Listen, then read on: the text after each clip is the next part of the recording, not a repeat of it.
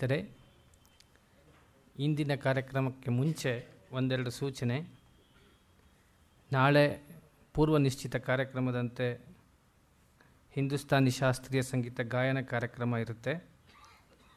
ಆದರೆ ಬದಲಾವಣೆ 4 ಮತ್ತು 5ನೇ ತಾರೀಕು ಕ್ರಮವಾಗಿ ಮಂಗಳವಾರ ಮತ್ತು ಬುಧವಾರ ಶತಾವಧಾನಿ ಆರ್ ಗಣೇಶ್ ಅವರ ಉಪನ್ಯಾಸದ ಬದಲಿಗೆ ಪ್ರೊಫೆಸರ್ ಮಂಗಳಾ ಕುಮಾರಿ ಅವರು ಶ್ರೀಮದ್ ರಾಮಾಯಣ ಸುಂದರಕಾಂಡದ ಬಗ್ಗೆ ಮಾತನಾಡಲಿದ್ದಾರೆ. ಈ ಬದಲಾವಣೆಯನ್ನು ದಯವಿಟ್ಟು ಗುರ್ತು ಮಾಡಿಕೊಳ್ಳಿ. ಇಂದಿನ ಉಪನ್ಯಾಸವನ್ನು ಈ ಸಂಸ್ಥೆಯಲ್ಲಿ ಹಿಂದೂಪುರ್ ಎಂ ನಾರಾಯಣರಾವ್ ಅವರ ಸ್ಮರಣೆಯಲ್ಲಿ ಅವರ ಕುಟುಂಬದವರು ನೀಡಿರುವ ದತ್ತಿ ಆಶ್ರಯದಲ್ಲಿ ಏರ್ಪಡಿಸಲಾಗಿದೆ. ನಾರಾಯಣರಾವ್ ಪರಿವಾರದ ಎಲ್ಲವರಿಗೂ ಕೂಡ ಸಂಸ್ಥೆಯ ಪರವಾಗಿ ತಮ್ಮೆಲ್ಲರ ಪರವಾಗಿ ಹೃತ್ಪೂರ್ವಕ ಕೃತಜ್ಞತೆಗಳನ್ನು ಸಲ್ಲಿಸ್ತೇನೆ.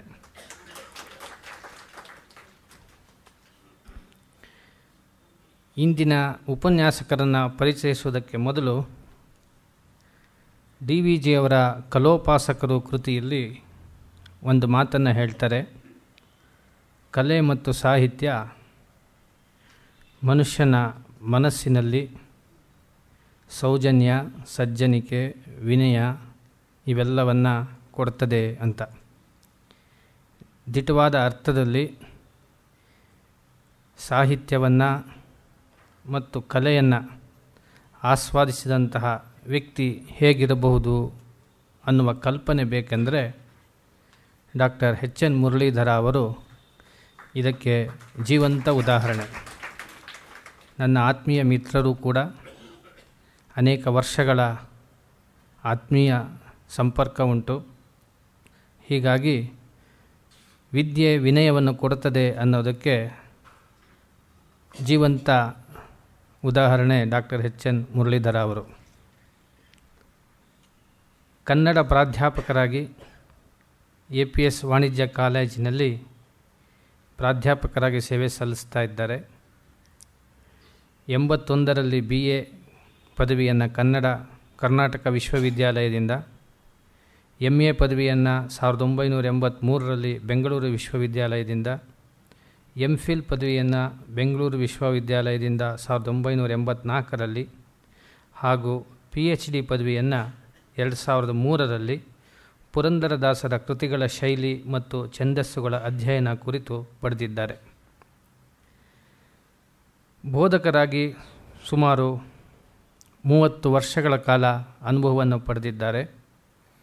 84ರಿಂದ 87 APS ಸಂಜೆ ಕಾಲೇಜು ಬೆಂಗಳೂರು, 87ರಿಂದ 2011 ವಾಸವಿ ವಿದ್ಯಾನಿಕೇತನ ಪದವಿ ಕಾಲೇಜು ಬೆಂಗಳೂರು ಹಾಗೂ 2012ರಿಂದ ಇಂದಿನವರೆಗೆ APS ವಾಣಿಜ್ಯ ಕಾಲೇಜಿನಲ್ಲಿ ಪ್ರಾಧ್ಯಾಪಕರಾಗಿ ಸೇವೆ ಸಲ್ಲಿಸಿದ್ದಾರೆ.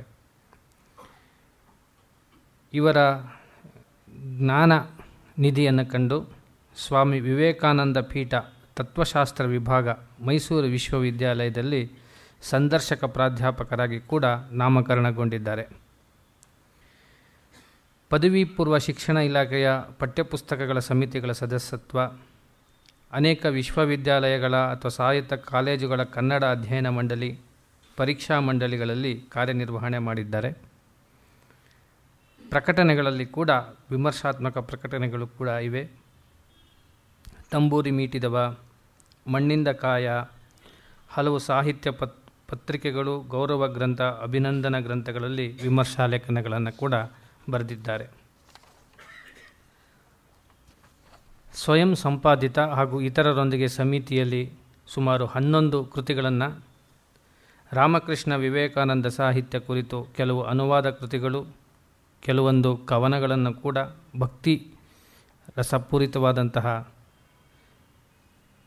ಭಕ್ತಿ ಕುಸುಮಾಂಜಲಿಯನ್ನು ಕೂಡ H.N. ಮುರಳೀಧರ ಅವರು ನೀಡಿದ್ದಾರೆ. ದಾಸ ಸಾಹಿತ್ಯ ಸಂಶೋಧನೆಗಾಗಿ ಮಂತ್ರಾಲಯದ ಶ್ರೀ ರಾಘವೇಂದ್ರ ಮಠದಿಂದ ವಿಜಯ ವಿಠಲ ಪ್ರಶಸ್ತಿ 2008ರಲ್ಲಿ ಲಭಿಸಿದೆ.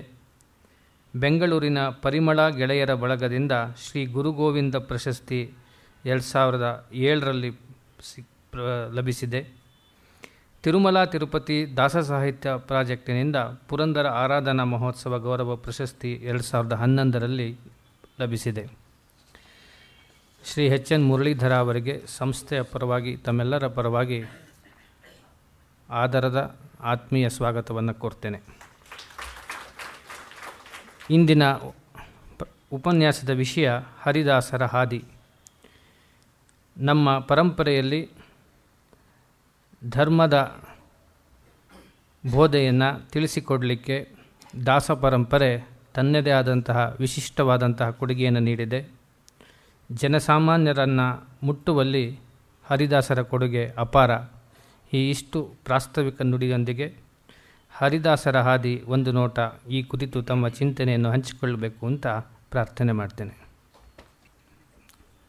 ಎಲ್ರಿಗೂ ನಮಸ್ಕಾರ.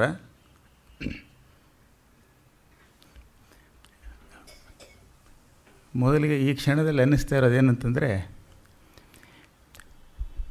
ಹರಿದಾಸರ ಹಾದಿಯನ್ನು ನಾನು ಎಷ್ಟರ ಮಟ್ಟಿಗೆ ತಲುಪ್ತೇನೋ ಗೊತ್ತಿಲ್ಲ.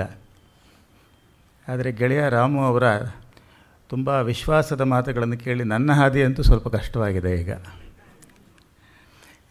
ಗೆಳೆಯ ರಾಮು ಅವರಿಗೆ ಧನ್ಯವಾದಗಳು ಹಾಗೂ ತಮ್ಮೆಲ್ಲರಿಗೂ ನಮಸ್ಕಾರ. ಈ ಪುಣ್ಯಪ್ರದವಾದ ಈ ಸಂಸ್ಥೆಯಲ್ಲಿ ಈ ರೀತಿಯಲ್ಲಿ ಒಂದು ಪಾಲ್ಗೊಳ್ತಾ ಇರುವಂಥ ಅವಕಾಶವನ್ನು ನೀಡಿದ ರಾಮು ಅವರಿಗೆ ಮತ್ತು ಸಂಸ್ಥೆಯ ಇನ್ನಿತರ ಎಲ್ಲ ಮಿತ್ರರಿಗೆ ಮೊದಲಿಗೆ ನನ್ನ ಧನ್ಯವಾದಗಳನ್ನು ಅರ್ಪಿಸಿ, ಹರಿದಾಸರ ಹಾದಿಯ ಬಗ್ಗೆ ಕೆಲವೊಂದು ಸಂಗತಿಗಳನ್ನು ತಮ್ಮ ಮುಂದೆ ಹಂಚಿಕೊಳ್ಳುವಂಥ ಪ್ರಯತ್ನ ಮಾಡ್ತೇನೆ. ಈ ಸುಮಾರು 60 ನಿಮಿಷಗಳ ಅವಧಿಯಲ್ಲಿ ನಾನು ದಾಸ ಸಾಹಿತ್ಯದ ಎಲ್ಲ ಸಮೀಕ್ಷೆಯನ್ನು ಮುಂದಿಡೋದಕ್ಕೆ ಪ್ರಯತ್ನ ಮಾಡೋದಿಲ್ಲ ಮತ್ತು ಅದು ಸಾಧ್ಯವೂ ಇಲ್ಲ ಅಂತನ್ನೋದು ನಮಗೆ ಗೊತ್ತಿದೆ. ಮತ್ತು ಎಲ್ಲ ದಾಸರನ್ನು ಹೆಸರು ಹೇಳೋಕ್ಕೂ ಸಾಧ್ಯ ಇಲ್ಲ. ಆದ್ದರಿಂದ ದಾಸರು ಇಷ್ಟು ಶತಮಾನಗಳ ಅವಧಿಯಲ್ಲಿ ನಮಗೆ, ಈ ನಾಡಿಗೆ, ನಮ್ಮ ಜನಮಾನಸಕ್ಕೆ ಏನನ್ನು ಕೊಟ್ಟರು ಅಂತ ಅನ್ನೋದನ್ನು ಮತ್ತು ಅದರ ಕೆಲವು ಮುಖ್ಯವಾದ ಲಕ್ಷಣಗಳೇನು ಅಂತ ಅನ್ನೋದನ್ನು ಒಂದಿಷ್ಟು ಮೆಲುಕು ಹಾಕೋದು. ಒಂದು ರೀತಿಯಲ್ಲಿ ಇದನ್ನು ಪ್ರವಚನ ಅನ್ನೋ ಹಾಗೆ ರಾಮವರು ನನ್ನನ್ನು ಇಲ್ಲಿ ನಿಲ್ಲಿಸಿದರೂ ಕೂಡ ಇದು ಒಂದು ರೀತಿಯಲ್ಲಿ ಸ್ವಾಧ್ಯಾಯವೇ, ತಮ್ಮೆಲ್ಲರ ಜೊತೆಗೆ ಮಾಡ್ತಾ ಇರುವಂಥ ಸ್ವಾಧ್ಯಾಯ ಅಂತ ಅಂದ್ಕೊಳ್ಬೇಕು ಅಂತ ವಿನಂತಿಸ್ಕೊಳ್ತೇನೆ. ಮೊದಲನೇದಾಗಿ ಬಹಳ ಒಂದು ದೊಡ್ಡ ಸತ್ಯ ಏನಪ್ಪ ಅಂತಂದರೆ, ದಾಸರು ನಮಗೆ ದೇವರ ಜೊತೆಯಲ್ಲಿ ಮಾತಾಡೋದು ಹೇಗೆ ಅನ್ನೋದನ್ನು ಕಲಿಸ್ಕೊಟ್ಟವರು. ಮಾತಾಡೋದಕ್ಕೆ ನಮಗೆಲ್ಲರಿಗೂ ಬರುತ್ತೆ, ಮನುಷ್ಯರ ಜೊತೆಯಲ್ಲಿ ಹೇಗೆ ಮಾತಾಡ್ತೀವೋ ಗೊತ್ತಿಲ್ಲ ನಮಗೆ. ಆದರೆ ಇದೇ ಮಾತನ್ನು ದೇವರ ಕಡೆಗೆ ತಿರುಗಿಸಿದಾಗ ಆ ಮಾತು ಹೇಗಾಗತ್ತೆ, ಅದರ ಜೊತೆಗೆ ಇನ್ನೊಂದನ್ನು ಸೇರಿಸಿದರು. ಏನದು ಅಂದರೆ, ದೇವರ ಜೊತೆಗೆ ಮಾತಾಡೋದು ಅಂದರೆ ಹಾಡೋದು ಅಂತ. ನಾನಿಲ್ಲಿ ಪದ್ಯ ಅಂತ ಹೇಳ್ತಾ ಇಲ್ಲ. ದೇವರ ಜೊತೆಗೆ ಮಾತನಾಡಬೇಕಾದರೆ ನಮ್ಮ ಮಾತು ಹಾಡು ಆಗಬೇಕು. ಹಾಡುವುದರ ಮೂಲಕ ಮಾತ್ರ ಮಾತು ಮಾನವ ಸ್ತರವನ್ನು ಮೀರಿ ದೈವಿಕದ ಸ್ತರವನ್ನು ಕೂಡ ತಲುಪೋದು ಅಷ್ಟೇ ಅಲ್ಲ, ಆ ದೈವಿಕತೆಯ ಸ್ತರವನ್ನು ಈ ಮಾನವತೆಯ, ಈ ಮಣ್ಣಿನ ಸ್ತರಕ್ಕೆ ಆವಾಹನೆಗೊಳ್ಳೋದು ಸಾಧ್ಯ ಅನ್ನೋದನ್ನು ಕೂಡ ತೋರಿಸಿದವರು. ಆದರೆ ಮುಖ್ಯವಾಗಿ ಈ ದಾಸರ ಹಾದಿ ಅಂತ ಅಂದರೆ ಇನ್ನೊಂದು ರೀತಿಯಲ್ಲಿ ಅದು ಹಾಡಿನ ಹಾದಿ ಕೂಡ ಹೌದು, ಹಾಡುವ ಹಾದಿ ಕೂಡ ಹೌದು. ಆದರೆ ಒಂದು ಸಂಗತಿ ಏನಪ್ಪ ಅಂದರೆ, ದಾಸರಿಗೆ ಹಾಡೋದು ಹಾಡಿದಷ್ಟು ಸುಲಭ ಅಲ್ಲ, ಅಥವಾ ನೀರು ಕುಡಿದಷ್ಟು ಸುಲಭ ಆಗಿರಲಿಲ್ಲ ಅಂತನ್ನೋದು. ಯಾಕೆಂದರೆ ದಾಸರು ಹಾಡಿದ ಸನ್ನಿವೇಶ, ಅದರ ಕಾಂಟೆಕ್ಸ್ಟ್ ಇದೆಯಲ್ಲ, ಅದು ಸಾಮಾಜಿಕವಾದ ಸನ್ನಿವೇಶ ಆಗಬಹುದು, ಧಾರ್ಮಿಕವಾದ ಸನ್ನಿವೇಶ ಆಗಬಹುದು. ಹಾಡನ್ನು ಒಪ್ಪಿಕೊಳ್ಳೋದಕ್ಕೆ ಅನುಮಾನ ಪಡುವಂಥ ಸಂದರ್ಭದಲ್ಲಿ ದಾಸರು ಹಾಡುವುದಕ್ಕೆ ಪ್ರಾರಂಭ ಮಾಡಿದವರು.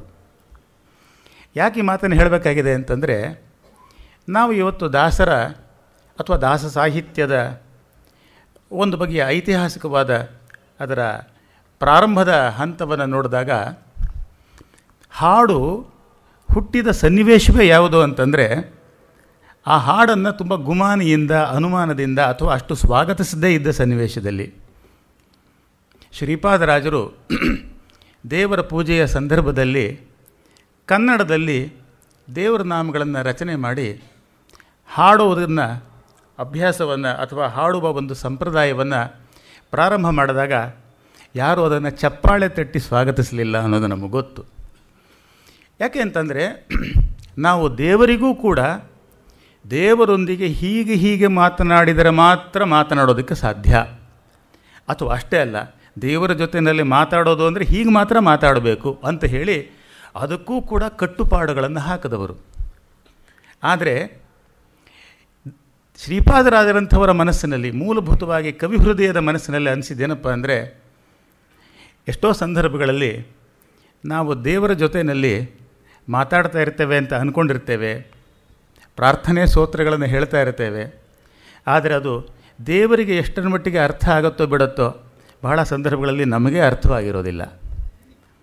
ಆದ್ದರಿಂದ ದೇವರನ್ನು ತಲುಪಬೇಕಾದರೆ ಮೊದಲು ನಮಗೆ ನಮ್ಮ ಅಂತರಂಗಕ್ಕೆ ತಲುಪಬೇಕು, ಅಲ್ಲಿ ಅದು ಸಾಕ್ಷಾತ್ಕಾರಗೊಳ್ಳಬೇಕು, ಸಹಜ ಆಗಬೇಕು. ಹಾಗೆ ನಮ್ಮಲ್ಲಿ ಈ ಸಹಜತೆಯನ್ನು ಆವಿರ್ಭವಿಸಿಕೊಳ್ಳೋದ್ರ ಮೂಲಕವೇ ನಾವು ನಿಜವಾಗಿಯೂ ದೇವರನ್ನು ತಲುಪೋದಕ್ಕೆ ಸಾಧ್ಯ. ಇದು ಸಾಧ್ಯ ಆಗಬೇಕಾದರೆ ನಮ್ಮ ನುಡಿಯಲ್ಲಿ, ಯಾವ ಮಾತಿನಲ್ಲಿ ನಮ್ಮ ಆಲೋಚನೆಗಳನ್ನು, ನಮ್ಮ ಭಾವನೆಗಳನ್ನು, ನಮ್ಮ ಸಂತೋಷಗಳನ್ನು, ನಮ್ಮ ಸಂಕಟಗಳನ್ನು, ನಮ್ಮ ದುಃಖಗಳನ್ನು, ಯಾವ ಭಾಷೆಯಲ್ಲಿ ನಾವು ಇತರರೊಂದಿಗೆ ಮಾತನಾಡೋದು ಮಾತ್ರ ಅಲ್ಲ, ನಮ್ಮ ಜೊತೆಯಲ್ಲೂ ಕೂಡ ನಾವು ಮಾತಾಡ್ಕೊಳ್ತೀವೋ ಆ ಮಾತಿನಲ್ಲಿ ಮಾತ್ರ ಈ ಬಗೆಯ ಇನ್ನೊಂದು ಬಗೆಯ ಜೀವಂತಿಕೆ ಉಂಟಾಗೋದಕ್ಕೆ ಸಾಧ್ಯ ಅಂತ ಅನ್ನೋದನ್ನು ಕಂಡುಕೊಂಡು ಶ್ರೀಪಾದರಾಜರು ಹಾಡುಗಳನ್ನು ರಚನೆ ಮಾಡಿದ್ರು.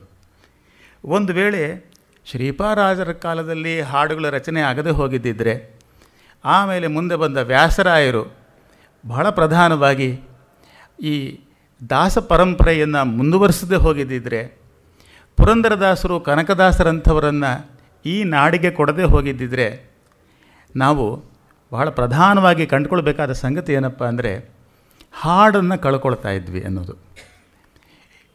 ಮುಂದೆ ಇನ್ನೊಂದು ಘಟ್ಟದಲ್ಲಿ ಇದನ್ನು ಹೇಳಬೇಕಾಗತ್ತೆ. ಈ ಹಾಡುಗಳನ್ನು ನಾವು ಇವತ್ತು ಎಷ್ಟರ ಮಟ್ಟಿಗೆ ಉಳಿಸ್ಕೊಂಡಿದ್ದೀವಿ ಅಂತನ್ನುವಂಥ ಒಂದು ಮಾತು ಕೂಡ ಇದೆ, ಅದಕ್ಕೆ ಆಮೇಲೆ ಬರ್ತೇನೆ. ಸೊ ಹಾಗಾಗಿ ಮುಖ್ಯವಾಗಿ ಏನಪ್ಪ ಅಂತಂದರೆ, ಈ ಹಾಡಿನ ಮೂಲಕವೇ ಒಂದು ದರ್ಶನವನ್ನು, ಒಂದು ಮನೋಧರ್ಮವನ್ನು, ಒಂದು ಬದುಕಿನ ಬಗೆಯನ್ನು ಮತ್ತು ಬದುಕಿನ ಹಾದಿಯನ್ನು ಕಂಡವರು ಮತ್ತು ಕಾಣಿಸಿದವರು ದಾಸರು.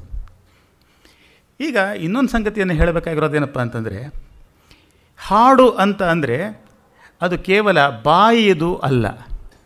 ಯಾಕೆಂದರೆ ಹಾಡೋದು ಅಂದ ತಕ್ಷಣ ನಾವು ಅದು ಬಾಯಿಗೆ ಸಂಬಂಧಪಟ್ಟದ್ದು ಅಂತ ಅಂದ್ಕೊಳ್ತೇವೆ. ಆದರೆ ದಾಸರಿಗೆ ಹಾಡು ಅನ್ನುವಂಥದ್ದು ಅದು ಬಾಯಿಯ ಸಂಗತಿ ಆಗಲಿಲ್ಲ, ಬದುಕಿನ ಸಂಗತಿ ಆಯಿತು. ಹೀಗೆ ಬದುಕಿದರೆ ಮಾತ್ರ ಹಾಡುವುದಕ್ಕೆ ಸಾಧ್ಯ. ಬದುಕಿನ ವಿನ್ಯಾಸಗಳಲ್ಲಿ ಒಡಕು ಆದಾಗ, ಬದುಕಿನ ವಿನ್ಯಾಸಗಳಲ್ಲಿ ಶಿಥಿಲತೆ ಕಾಣಿಸಿಕೊಂಡಾಗ, ಅಥವಾ ಮೂಲಭೂತವಾಗಿ ಬದುಕಿನ ವಿನ್ಯಾಸದಲ್ಲಿಯೇ ಪ್ರಾಮಾಣಿಕತೆ ಇಲ್ಲದೆ ಇದ್ದಾಗ ಹಾಡುವುದಕ್ಕೂ ಸಾಧ್ಯ ಇಲ್ಲ ಅಂತ ಅನ್ನೋದು. ಹೀಗಾಗಿ ಮೂಲಭೂತವಾಗಿ ದಾಸರು ಹಾಡಿದ ಬಗೆಗೂ ಅವರು ಅಸ್ತಿತ್ವವನ್ನು ಗ್ರಹಿಸಿರುವಂಥ ವಿಧಾನಕ್ಕೂ ಬಹಳ ಮೂಲಭೂತವಾದ ಸಂಬಂಧ ಇದೆ.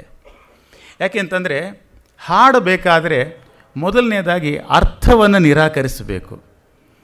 ಅರ್ಥವನ್ನು ನಿರಾಕರಿಸೋದು ಅಂತ ಅಂದರೆ ಕೇವಲ ಮಾಹಿತಿಯನ್ನು ತಿಳಿಸೋದಕ್ಕೋಸ್ಕರ ಹಾಡುವಂಥದ್ದು ಅಲ್ಲ.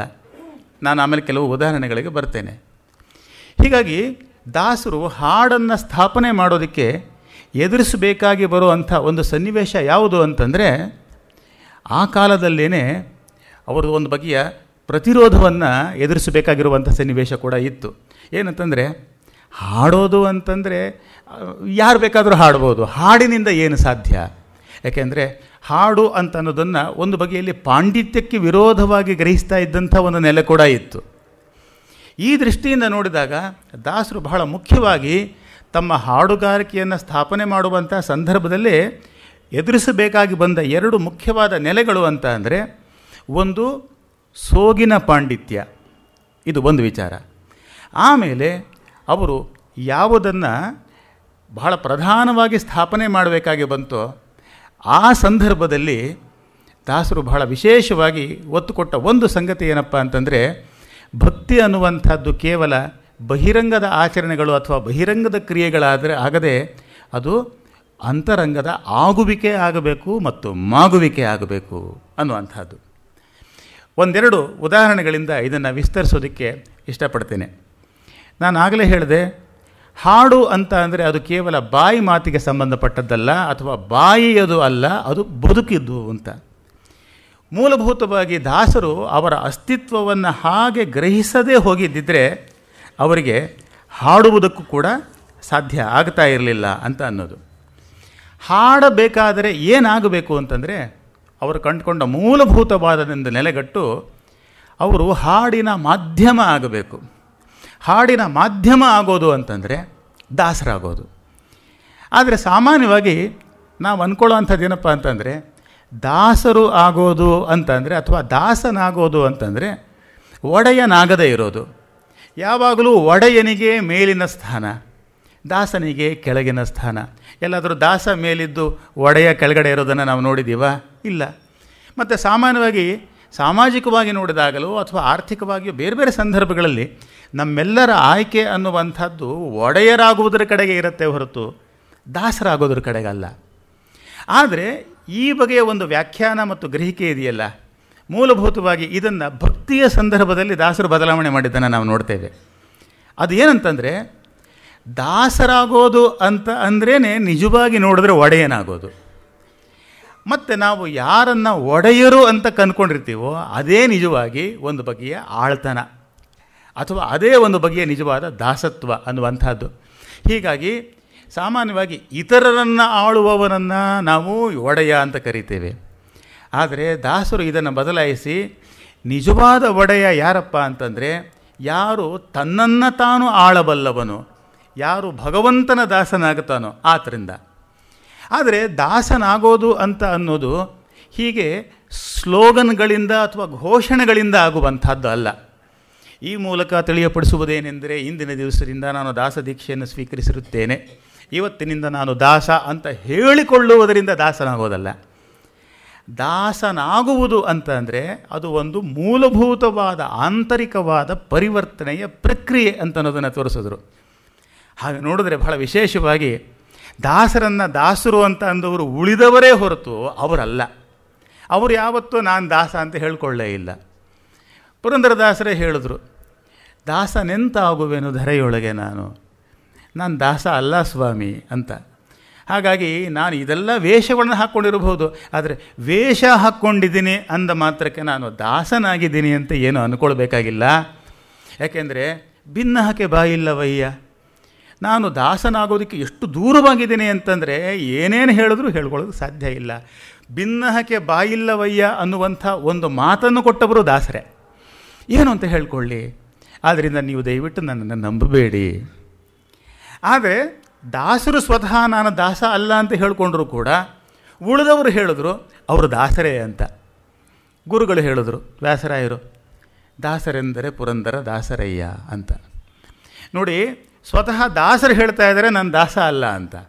ಆದರೆ ಇನ್ನೊಬ್ಬರು ಹೇಳಿದ್ರು, ಇಲ್ಲ ಅವ್ರು ಹಂಗೆ ಹೇಳಿರಬಹುದು, ಆದರೆ ನಿಜವಾಗಿಯೂ ಅವರು ದಾಸರೇ ಅಂತ. ಇದು ಬಹಳ ವಿಚಿತ್ರವಾದ ಸನ್ನಿವೇಶ. ಸ್ವಯಂ ವ್ಯಕ್ತಿ ಹೇಳ್ಕೊಳ್ತಾ ಇದ್ದಾನೆ ನಾನು ಹಂಗಲ್ಲ ಸ್ವಾಮಿ ಅಂತ, ಆದರೆ ಉಳಿದವರು ಹೇಳ್ತಾ ಇದ್ದಾರೆ ಹಾಗಲ್ಲ, ಅದು ಅವರು ನಿಜವಾಗೂ ಅವರು ಹಾಗೇ ಇದ್ದಾರೆ ಅಂತ. ಇವತ್ತು ನಾವು ಇದಕ್ಕೆ ಬಹಳ ವ್ಯತಿರಿಕ್ತವಾದ ಇನ್ನೊಂದು ಸನ್ನಿವೇಶ ನೋಡ್ತೀವಿ. ವ್ಯಕ್ತಿಗಳು ತಮ್ಮ ಬಗ್ಗೆ ತಾವು ಏನೋ ಕ್ಲೈಮ್ ಮಾಡ್ಕೊಳ್ತಾರೆ, ನಾನು ಹೀಗೆ ಅಂತ. ಆದರೆ ಉಳಿದವರು ಹೇಳ್ತಾರೆ ಅಯ್ಯೋ ಅವ್ರು ಹಾಗೆ ಹೇಳ್ಕೊಳ್ಳೋದು, ಆದರೆ ಅವ್ರು ಹಾಗಲ್ಲ ಅಂತ. ಆದರೆ ದಾಸರಲ್ಲಿ ಇದಕ್ಕೆ ಬಹಳ ತೀರ ವ್ಯತಿರಿಕ್ತವಾದ ನೆಲೆಯನ್ನು ನೋಡ್ತೀವಿ. ಆದರೆ ಬಹಳ ಮುಖ್ಯವಾದ ಏನಪ್ಪ ಅಂತಂದರೆ, ದಾಸತ್ವ ಅನ್ನುವಂಥದ್ದು ಬಹಳ ಮೂಲಭೂತವಾಗಿ ಆಗಬೇಕಾಗಿರೋದು ಅವರು ಕಂಡುಕೊಂಡಿದ್ದೇನಪ್ಪ ಅಂತಂದರೆ, ಸಂಕಲ್ಪದ ನಿರಾಕರಣೆಯಲ್ಲಿ ಸಂಕಲ್ಪವನ್ನು ನಿರಾಕರಣೆ ಮಾಡಿಕೊಳ್ಳೋದು, ಕರ್ತೃತ್ವವನ್ನು ನಿರಾಕರಣೆ ಮಾಡಿಕೊಳ್ಳೋದು.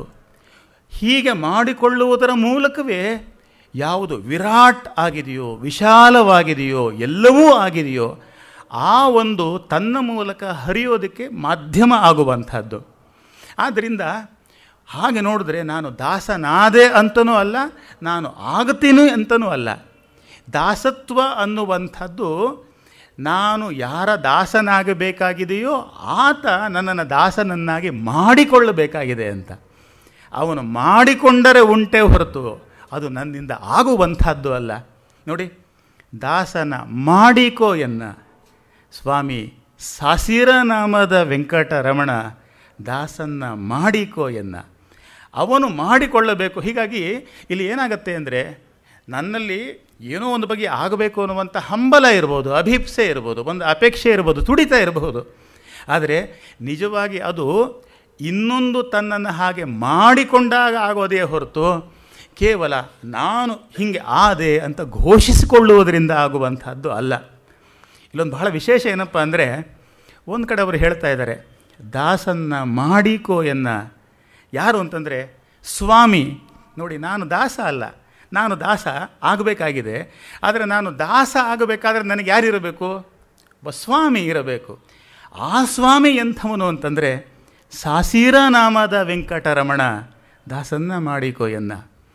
ಸಾಮಾನ್ಯವಾಗಿ ಉಳಿದವರು ಕೂಡ ದಾಸರಾಗ್ತಾರೆ. ರಾಜರ ದಾಸರಾಗ್ತಾರೆ, ಅಧಿಕಾರಿಗಳ ದಾಸರಾಗ್ತಾರೆ, ಶ್ರೀಮಂತರ ದಾಸರಾಗ್ತಾರೆ.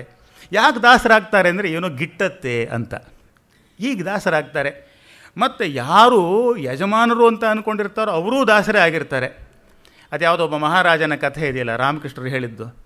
ಒಬ್ಬ ಬಾದ್ಶಾಹನ ಹತ್ತಿರಕ್ಕೆ ಯಾರೊಬ್ಬ ಸಾಧು ಏನೋ ಒಂದು ಕೇಳೋದಕ್ಕೆ ಬಂದ ಅಂತ. ಬಂದಾಗ ಆ ಬಾದ್ಶಾಹ ಪ್ರಾರ್ಥನೆ ಮಾಡ್ತಾ ಇದ್ದಂತೆ. ಏನು ಪ್ರಾರ್ಥನೆ ಮಾಡ್ತಾ ಇದ್ದಂತೆ? ಓ ಭಗವಂತ, ನನಗೆ ಇನ್ನೂ ದೊಡ್ಡ ಅರಮನೆ ಕೊಡು, ಇನ್ನೂ ದೊಡ್ಡ ಸೈನ್ಯ ಕೊಡು, ಇನ್ನೂ ದೊಡ್ಡ ರಾಜ್ಯ ಕೊಡು, ಇನ್ನೂ ದೊಡ್ಡ ಅಂತಃಪುರ ಕೊಡು ಅಂತ ಕೇಳೋದು ಏನೋ ಗೊತ್ತಿಲ್ಲ. ಹೀಗೆಲ್ಲ ಕೇಳ್ತಾ ಇದ್ದಾಗ ಆ ಸಾಧು ಅಲ್ಲಿ ಬಂದವನು ವಾಪಸ್ ಹೊರಡೋದಕ್ಕೆ ಸಿದ್ಧವಾದಂತೆ. ಅವನು, ಇಲ್ಲ ಸ್ವಾಮಿ, ಕೂತ್ಕೊಳ್ಳಿ ಒಂದೆರಡು ನಿಮಿಷ, ಮತ್ತು ನಿಮ್ಮ ಕಡೆ ಗಮನ ಕೊಡ್ತೇನೆ. ಆಮೇಲೆ ಪ್ರಾರ್ಥನೆ ಎಲ್ಲ ಮುಗಿದ ಮೇಲೆ, ಏನು ತಾವೇನೋ ಬಂದ್ರಿ ಮತ್ತು ವಾಪಸ್ ಹೊರಟುಬಿಟ್ಟಿದ್ರಲ್ಲ? ಇಲ್ಲ, ನನಗೇನೋ ಒಂದು ಸ್ವಲ್ಪ ಅಗತ್ಯ ಇತ್ತು, ನಿನ್ನ ಹತ್ರ ಏನೋ ಒಂಚೂರು ಕೇಳೋಣ ಅಂತ ಬಂದೆ. ಆಯಿತು, ಬಂದ್ರಿ, ಯಾಕೆ ಕೇಳಲಿಲ್ಲ? ನನಗೆ ಗೊತ್ತಾಯಿತು, ನಾನೊಬ್ಬ ಭಿಕ್ಷುಕ, ಸರಿ, ನಿನ್ನ ಹತ್ರ ಕೇಳಬೇಕು ಅಂತ ಬಂದೆ. ಆದರೆ ಇಲ್ಲಿ ಬಂದರೆ ಗೊತ್ತಾಯಿತು ನೀವು ಇನ್ನೂ ಬಹಳ ದೊಡ್ಡ ಭಿಕ್ಷುಕರು ಅಂತ. ಹೀಗೆ ಕೇಳಬೇಕಾದ್ರೆ ಭಿಕ್ಷುಕನಾದ ನಾನು ನಿನ್ನಂಥ ಭಿಕ್ಷುಕನಿಂದ ಯಾಕೆ ಕೇಳಬೇಕು? ನೀನು ಯಾವ ದೇವರನ್ನು ಕೇಳ್ತಾ ಇದೆಯೋ ಅವನಿಂದಲೇ ನಾನು ಕೇಳಿದ್ರಾಯಿತು ಅಂತ ನನಗನ್ನಿಸ್ತು. ಆದ್ದರಿಂದ ವಾಪಸ್ ಹೋಗ್ತಾ ಇದ್ದೀನಿ. ಹೀಗಾಗಿ ದೊಡ್ಡ ದೊಡ್ಡ ಸ್ಥಾನಗಳಲ್ಲಿ ಕುಳಿತಿರಬಹುದು, ಆದರೆ ಮೂಲಭೂತವಾಗಿ ಬೇಕು ಅನ್ನುವವರೆಲ್ಲ ಬಡವರೇ. ಆ ದೃಷ್ಟಿಯಿಂದ ನೋಡಿದಾಗ ಜಗತ್ತಿನಲ್ಲಿರುವಂಥ ಪ್ರಭು ಅಥವಾ ಸ್ವಾಮಿ ಅಂತ ಅನ್ನಿಸಿಕೊಂಡವನು ಹೆಚ್ಚು ಅಂದರೆ ಎಷ್ಟು ನಾಮಗಳಿರಬಹುದು? ಹಾಕುವ ನಾಮ ಅಲ್ಲ, ಎಷ್ಟು ನಾಮಗಳಿರಬಹುದು, ಎಷ್ಟು ಒಡೆಯನಾಗಬಹುದು. ಆದ್ದರಿಂದ ಲೌಕಿಕವಾದ ಒಡೆತನಕ್ಕೆ ಒಂದು ಮಿತಿ ಅನ್ನುವಂಥದ್ದು ಇದ್ದೇ ಇದೆ. ಮತ್ತು ಈ ಮಿತಿ ಅನ್ನುವಂಥದ್ದೇನೆ ಅದನ್ನು ಒಡೆಯನಾಗೋದಕ್ಕೆ ಬಿಡದೇ ಇರುವಂಥದ್ದು. ಆದರೆ ಇವರು ಯಾರ ದಾಸನಾಗೋದಕ್ಕೆ ಅಂತ ಬಯಸ್ತಾ ಇದ್ದಾರೋ ಆ ವೆಂಕಟರಮಣ ಎಂಥವನು ಅಂದರೆ ಸಾಸಿರನಾಮದ ವೆಂಕಟರಮಣ. ಸಾಸಿರ ಅಂತಂದರೆ 999, 1000 ಫುಲ್ ಸ್ಟಾಪ್ ಅಲ್ಲ, ಅದು ಅನಂತವಾದ ನಾಮಗಳು, ಅನಂತವಾದ ರೂಪಗಳು, ಅನಂತ ನಾಮಗಳ ಅನಂತ ರೂಪಗಳ ಭಗವಂತನ ದಾಸನಾಗೋದು ಅಂತ ಅಂದರೆ ದಾಸನೂ ಅನಂತನಾಗೋದೆ.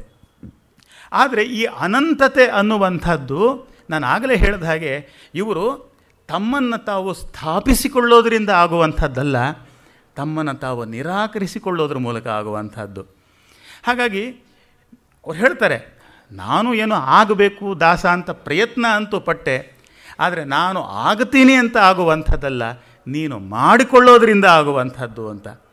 ಹಾಗಾಗಿ ಈ ಇಡೀ ಕೀರ್ತನೆಯನ್ನು ನಾವು ಗಮನಿಸಿದರೆ ಗೊತ್ತಾಗತ್ತೆ, ದುರ್ಬುದ್ಧಿಗಳನ್ನೆಲ್ಲ ಬಿಡಿಸೋ, ನಿನ್ನ ಕರುಣ ಕವಚವೆನ್ನ ಹರಣಕ್ಕೆ ತೊಡಿಸೋ, ಚರಣ ಸೇವೆ ಎನಗೆ ಕೊಡಿಸೋ, ನಿನ್ನ ಕರಪುಷ್ಪವನ್ನು ಎನ್ನ ಶಿರದಲ್ಲಿ ಮುಡಿಸೋ, ದಾಸನ್ನ ಮಾಡಿಕೋ ಎನ್ನ. ಭಾಳ ವಿಶೇಷವಾಗಿ ಗಮನಿಸಬೇಕಾದೇನಪ್ಪ ಅಂತಂದರೆ, ನೀನು ಮಾಡಿಕೊಂಡಾಗ ನಾನು ಹಾಗೆ ಆಗ್ತೇನೆಯೇ ಹೊರತು ಇದು ನಾನು ಪ್ರಯತ್ನ ಪಟ್ಟು ನಾನು ತಿಣುಕಾಡಿ ಹಾಗೆ ಆಗುವಂಥದ್ದು ಅಲ್ಲ. ಈ ಇಡೀ ಕೀರ್ತನೆಯಲ್ಲಿ ಇಸು ಪ್ರತ್ಯಯಗಳನ್ನು ಗಮನಿಸಬೇಕು. ನಾವು ವ್ಯಾಕರಣದಲ್ಲಿ ಇಸು ಅಂತ ಹೇಳೋದು. ಓಡು ಓಡಿಸು, ನೋಡು ನೋಡಿಸು, ಕೇಳು ಕೇಳಿಸು. ಈ ಇಸು ಅನ್ನುವುದು ಇನ್ನೊಬ್ಬರಿಂದ ಪ್ರೇರಣಾರ್ಥಕ ಅಂತ ಕರಿತೀವಲ್ಲ. ಹಾಗಾಗಿ ನೀನು ನನ್ನಿಂದ ಹೀಗೆ ಮಾಡಬೇಕು. ಹಾಗೆ ಮಾಡೋದು ಯಾಕೆಂದರೆ ಒಂದು ನನ್ನಿಂದ ಸಾಧ್ಯ ಇಲ್ಲ ಅಷ್ಟೇ ಅಲ್ಲ, ನಿಜವಾದ ದಾಸತ್ವ ಸಿಗುವಂಥದ್ದು ನೀನು ನನ್ನನ್ನು ಹೀಗೆ ಮಾಧ್ಯಮವನ್ನಾಗಿ ಮಾಡಿಕೊಳ್ಳೋದ್ರಿಂದ. ಒಂದು ದೃಷ್ಟಿಯಿಂದ ನೋಡಿದ್ರೆ ಈ ದಾಸತ್ವದಲ್ಲಿ ಯಾವುದು ಸಾಧನೆಯ ಪ್ರಾರಂಭದ ಬಿಂದುನೋ, ಯಾವುದು ಸಾಧನೆಯೋ, ಯಾವುದು ಸಿದ್ಧಿನೋ ಗೊತ್ತಾಗೋದಿಲ್ಲ. ಹಾಗಾಗಿ ದಾಸತ್ವದ ಪ್ರಾರಂಭವೂ ಆಗೋದು ಹೇಗಪ್ಪ ಅಂತಂದರೆ ದಾಸತ್ವದ ನಿರಾಕರಣೆಯಿಂದ, ನಾನು ದಾಸನಲ್ಲ ಅನ್ನೋದ್ರ ಮೂಲಕನೇ, ತನ್ನನ್ನು ತಾನು ನಿರಾಕರಣೆ ಮಾಡ್ಕೊಳ್ಳೋದ್ರ ಮೂಲಕ. ಬಹುಶಃ ಇದೊಂದು ಮಾತಿದೆಯಲ್ಲ, ಕರಪುಷ್ಪವನು ಎನ್ನ ಶಿರದಲ್ಲಿ ಮುಡಿಸು. ನಿನ್ನ ಕರಪುಷ್ಪ ಅದನ್ನು ನನ್ನ ಶಿರದಲ್ಲಿ ಮುಡಿಸುವುದು ಅಂತ ಇದೆಯಲ್ಲ, ಬಹುಶಃ ಇದಕ್ಕಿಂತ ದೊಡ್ಡ ಇನ್ನೊಂದು ಅದ್ಭುತವಾದ ರೂಪಕವನ್ನು ಸೃಷ್ಟಿ ಮಾಡೋದು ಬಹಳ ಕಷ್ಟ ಅನ್ನುವಂಥದ್ದು.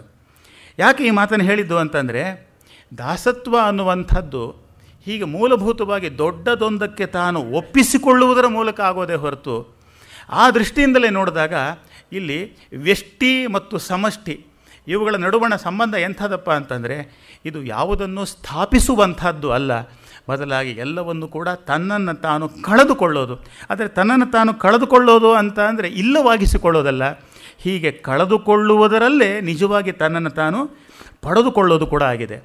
ಯಾಕೆಂದರೆ ದಾಸರು ಗಮನಿಸಿದ್ದೇನಪ್ಪ ಅಂದರೆ, ಯಾರು ನಿಜವಾಗಿ ತಮ್ಮನ್ನು ತಾವು ಪಡೆದುಕೊಂಡುವು ಅಂತ ಅನಿಸಿದ್ರೋ ಅವರು ನಿಜವಾಗಿ ಕಳ್ಕೊಂಡವರೇ. ಆದರೆ ಯಾರು ನಿಜವಾಗಿ ಕಳ್ಕೊಂಡವರೋ ಅವರು ಪಡ್ಕೊಂಡವರೇನೆ. ನಾನಾಗಲೇ ಹೇಳಿದಾಗೆ ದಾಸರ ಮುಂದೆ ಇದ್ದ ಅಥವಾ ದಾಸರು ಎದುರಾಗಬೇಕಾಗಿ ಬಂದ ನೆಲೆಗಳು ಅಂತ ಅಂದರೆ, ಒಂದು, ಯಾಕೆ ದಾಸರ ಹಾಡನ್ನು, ದಾಸರ ಹಾಡಿನ ಮೌಲ್ಯವನ್ನು ನಾವು ಒಂದು ಕ್ಷಣಕ್ಕೆ ನಮ್ಮ ಬಹಳ ದೊಡ್ಡ ಒಂದು ಅಹಮಿಕೆಯ ಪಂಡಿತ ಪರಂಪರೆ ಇದೆಯಲ್ಲ, ಅದು ಯಾಕೆ ಒಪ್ಪಿಕೊಳ್ಳಿಲ್ಲ ಅಂತ ಅಂದರೆ, ಅಯ್ಯೋ ಹಾಡೋದೇನು, ಒಂದು ತಾಳ, ಒಂದು ತಂಬೂರಿ ಟೈ ಅಂತ ಮೀಟ್ತಾ ಇದ್ರೆ ಇದರಲ್ಲಿ ಏನಿದೆ ಅಂತ. ಯಾಕೆಂದರೆ ಹಾಗೆಲ್ಲ ಆಗಬೇಕಾದ್ರೆ ನೋಡಿ, ನಮ್ಮಲ್ಲಿ ಭಕ್ತಿ ಅಂತಂದರೆ, ಸಾಧನೆ ಅಂತಂದರೆ, ಧರ್ಮ ಅಂತ ಅಂದರೆ ಅದು ಮಾಡಬೇಕು. ಯಾಗ ಯಜ್ಞಗಳನ್ನು ಮಾಡಬೇಕು, ಹೋಮ ಹವನಾದಿಗಳನ್ನು ಮಾಡಬೇಕು, ಯಾತ್ರೆ ತೀರ್ಥಗಳನ್ನೆಲ್ಲ ಮಾಡಬೇಕು, ಸ್ನಾನಾದಿಗಳನ್ನು ಮಾಡಬೇಕು, ಏನೇನೇನೇನನ್ನು ಮಾಡು ಮಾಡು ಮಾಡು ಮಾಡು ಮಾಡು ಮಾಡು. ಆದ್ದರಿಂದ ಒಂದು ಬಗೆಯ ಮಾಡುವಿಕೆಯ ಧರ್ಮ ಪ್ರತಿಷ್ಠಿತವಾಗಿದ್ದ ಕಾಲದಲ್ಲಿ ಇವರು ಅದನ್ನು ನಿರಾಕರಣೆ ಮಾಡಿದ್ರು. ಮಾಡಬೇಕಾದೇನಪ್ಪ ಅಂತಂದರೆ, ಈ ಎಲ್ಲ ಮಾಡುವಿಕೆಗಳ ಬಗೆ ಜಾಗದಲ್ಲಿ ಅವರು ಆಗುವಿಕೆಯನ್ನು, ನಾಮವನ್ನು ಇಟ್ಟರು.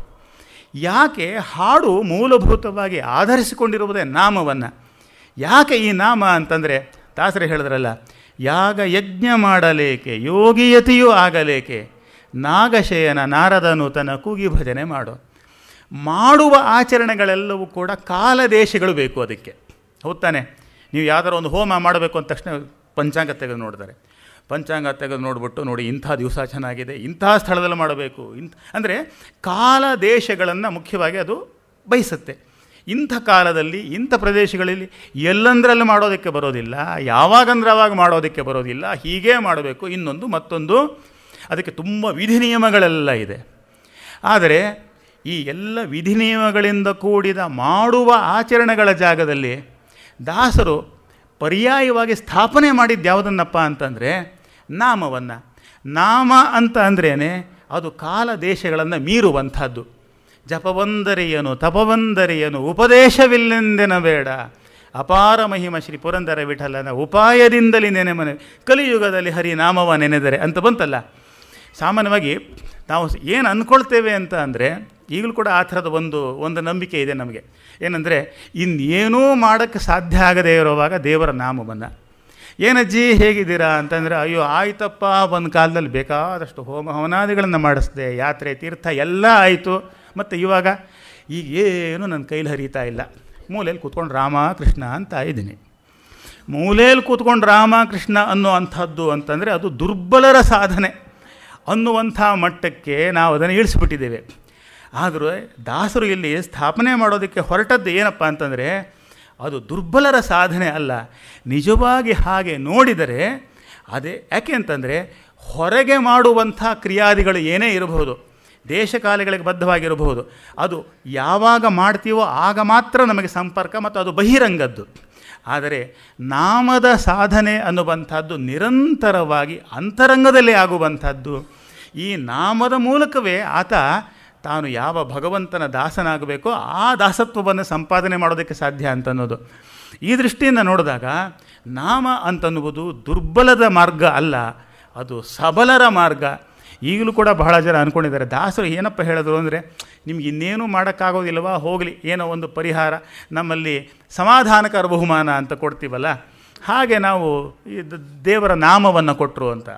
ಆದರೆ ಬಹಳ ಮುಖ್ಯವಾಗಿ ಏನಪ್ಪ ಅಂತಂದರೆ ಇಡೀ ಅಂತರಂಗದ ಪರಿವರ್ತನೆಯ ದಾರಿಯನ್ನು ತೋರಿಸಿದವರು ದಾಸರು ಅಂತ ಅನ್ನೋದು. ಆ ದೃಷ್ಟಿಯಿಂದ ನೋಡಿದಾಗ ನಾವಿಲ್ಲಿ ಅರ್ಥ ಮಾಡ್ಕೊಳ್ಬೇಕಾದ್ದೇನಪ್ಪ ಅಂತಂದರೆ, ಭಕ್ತಿ ಅಂತಂದರೆ, ಸಾಧನೆ ಅಂತ ಅಂದರೆ, ಈ ಹೋಮ ಹವನಾದಿಗಳು ಇನ್ನೊಂದು ಮತ್ತೊಂದು ಏನಿರು ಅದು ಯಾವುದೂ ಅರ್ಥ ಇಲ್ಲ ಅಂತ ಅಲ್ಲ. ಆದರೆ ಆ ಬಹಿರಂಗಕ್ಕೆ ಅರ್ಥ ಬರಬೇಕಾದರೆ ಅಂತರಂಗದ ಮೂಲಕವಾಗಿ ಇದನ್ನು ಗಮನಿಸಬೇಕು. ಇಲ್ಲಿ ಹೇಗಿತ್ತು ಅಂತಂದರೆ, ನಮ್ಮಲ್ಲಿ ಇದಕ್ಕೆ ಮೂಲಭೂತವಾಗಿ ಇನ್ನೊಂದು ರೂಪಕ ಅಂದರೆ ದಾಸರು ಬಳಸಿಕೊಂಡ ಕೃಷ್ಣ ತತ್ವ, ಇದನ್ನು ಗಮನಿಸಬೇಕು. ಯಾಕೆಂತಂದರೆ ಭಾಗವತದಲ್ಲಿಯೂ ಕೂಡ ಅದರ ಸೂಚನೆ ಅಂತನ್ನುವಂಥದ್ದಿದೆ. ಹೇಗೆ ನಮ್ಮವರು ನಾಮವನ್ನು ಗುಮಾನಿಯಿಂದ ನೋಡಿದ್ರು, ಹಾಗೆ ಭಕ್ತಿಯನ್ನು ಗುಮಾನಿಯಿಂದ ನೋಡಿದ್ರು, ಮತ್ತು ಹಾಡುವುದನ್ನು ಗುಮಾನಿಯಿಂದ ನೋಡಿದ್ರು, ಹಾಗೆಯೇ ಈ ಕೃಷ್ಣತ್ವವನ್ನು ಕೂಡ ಅನುಮಾನದಿಂದಲೇ ನೋಡಿದ್ರು. ಯಾಕೆ ಅಂತಂದರೆ ಕೃಷ್ಣನನ್ನು ಆ ಒಂದು ಬಗೆಯ ಮೂರ್ತಿವತ್ತ ಭಗವಂತನ ಕೀರ್ತಿ ಅಂತ ಅನ್ನೋದನ್ನು ಒಪ್ಕೊಂಡಿರಲಿಲ್ಲ. ಭಾಗವತದಲ್ಲಿಯೂ ಕೂಡ ಇದೆ. ಕೃಷ್ಣನೇ ಪಕ್ಕದಲ್ಲಿ ಓಡಾಡಿಕೊಂಡಿದ್ದಾಗ ಇವನ್ಯಾರೋ ದನ ಕಾಯೋ ಹುಡುಗ ಅಂತ ಅಂದ್ಕೊಂಡಿದ್ದೆ ಹೊರತು, ಹಾಗಾದರೆ ನೀವೇನು ಮಾಡ್ತಾ ಇದ್ದೀವಿ ಅಂತಂದರೆ, ನಾವು ಸಕಲ ಸಚರಾಚರಗಳಲ್ಲಿಯೂ ವ್ಯಾಪ್ತನಾದ ಪರಬ್ರಹ್ಮದ ಇದರಲ್ಲಿದ್ದೀವಿ, ಅದರ ಅನುಸಂಧಾನದಲ್ಲಿದ್ದೀವಿ, ಹೀಗಾಗಿರುವಂಥ ಇದನ್ನೇನಿದು ಅಂತ.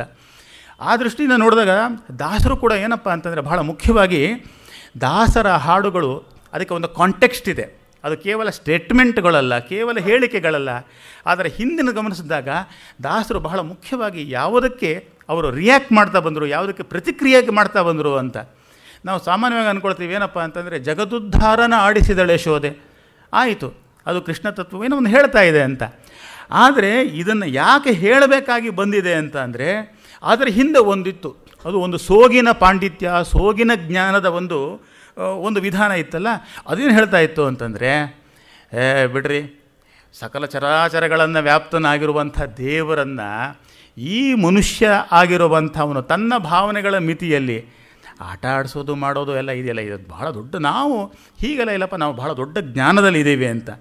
ದೇವರನ್ನು ಆಡಿಸೋದು ಮಾಡೋದು ಎಲ್ಲ ಇದೆಯಲ್ಲ, ಅವೆಲ್ಲ ಸಾಧ್ಯ ಇಲ್ಲ. ಯಾಕೆಂದರೆ ಸಿಗ್ತಾನೆಯೇ ಅವನು, ಆದ್ದರಿಂದ ಸಿಗದೇ ಇರೋದ್ರಿಂದಲೇ ಅವನು ಭಗವಂತ, ಸಿಗಬಾರದು ಅಂತ ಅನ್ನುವಂಥದ್ದು.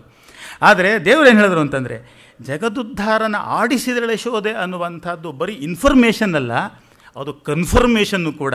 ಏನಂತ, ಜಗದುದ್ಧಾರನ ಮಗನೆಂದು ತಿಳಿಯುತ್ತ ಸುಗುಣಾಂತರಂಗನ ಆಡಿಸಿದಳೆ ಯಶೋದೆ.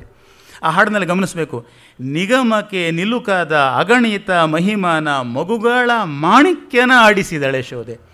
ಯಾವುದನ್ನು ಅವ್ರು ಹೇಳ್ತಾ ಇದ್ರು, ಈ ವೇದಶಾಸ್ತ್ರಗಳಿಗೂ ಸಿಕ್ಕೋದಿಲ್ಲ, ಅಗಣಿತ ಮಹಿಮಾ ಭಗವಂತ, ಈ ಮನುಷ್ಯನ ಮಿತಿಗೆ ಅವನು ಸಿಗೋದು ಅಂತಂದ್ರೆ ಏನು, ಇವೆಲ್ಲ ಭ್ರಮೆ, ಏನೋ ಮಕ್ಕಳಾಟ ಅಷ್ಟೇ ಈ ಭಕ್ತಿ ಗಿಕ್ತಿ ಅನ್ನೋದೆಲ್ಲ ಅಂತ ಇದ್ದಾಗ, ಇಲ್ಲ ಸ್ವಾಮಿ, ನೀವು ಪಂಡಿತರಾದವರು ಯಾವ ಪರತತ್ವವನ್ನು ಅಣೋರಣೀಯ ಮಹತೋಮಹೀಯಾನ್ ಅಂತ ಕರೀತಿರೋ, ಅದೇ ಪರತತ್ವವೇ ಮಗುವಾಯಿತು, ಮಗುವಾಗಿ ಒಂದು ತಾಯಿಯಿಂದ ಮುದ್ದಿಸಲ್ಪಟ್ಟಿತು ಅನ್ನೋದು ಈ ಮಣ್ಣಿನ ಅಷ್ಟೇ ವಾಸ್ತವ.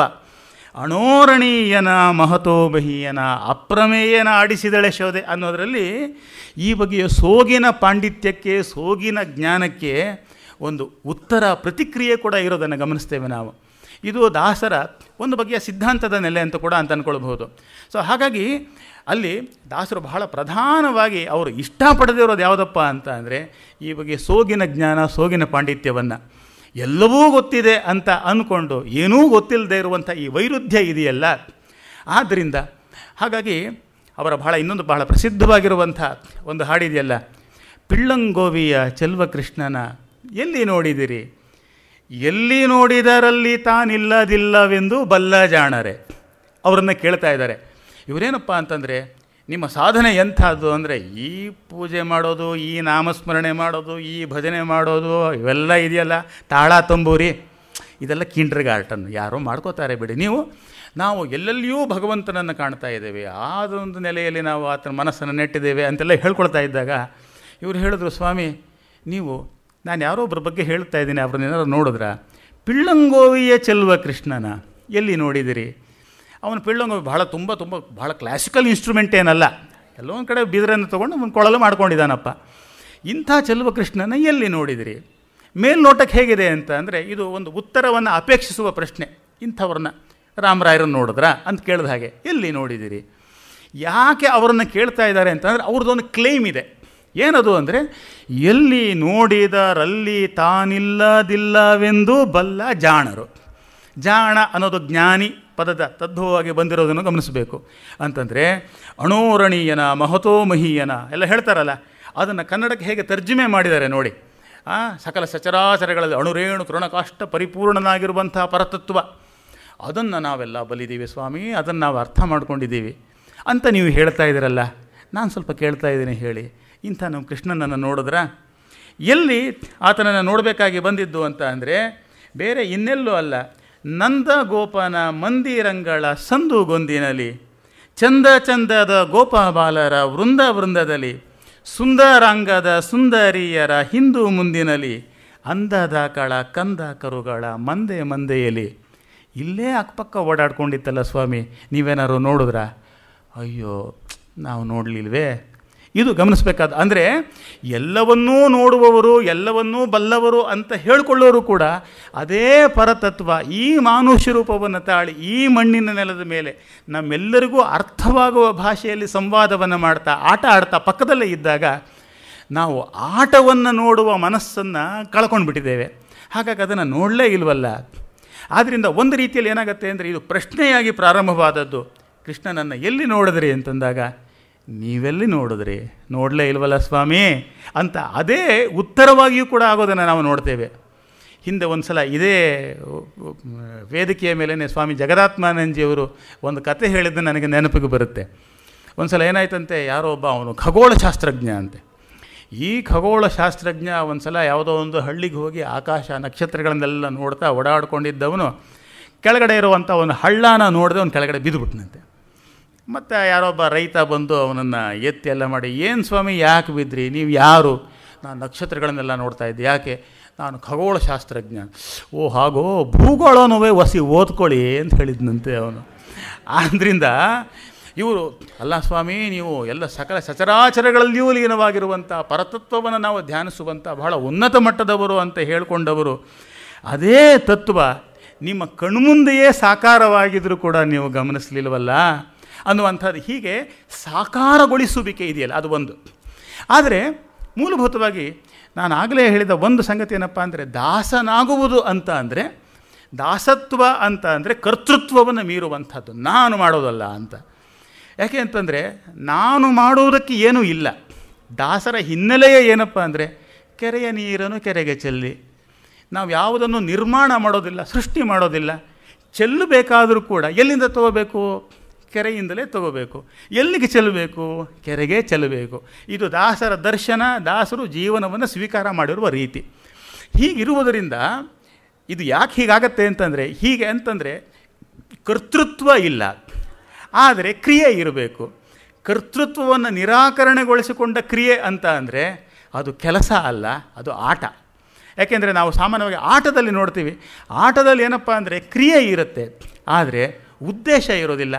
ನಮ್ಮ ಮಾಮೂಲಿ ಯಾವುದನ್ನು ನಾವು ಕೆಲಸ ಅಂತ ಕರಿತೀವೋ, ಕೆಲಸದಲ್ಲಿ ಕ್ರಿಯೆ ಇರುತ್ತೆ, ಆದರೆ ಆ ಕ್ರಿಯೆಯ ಮೂಲಕ ಏನೋ ಸಾಧನೆ ಮಾಡಬೇಕಾಗಿರುತ್ತೆ.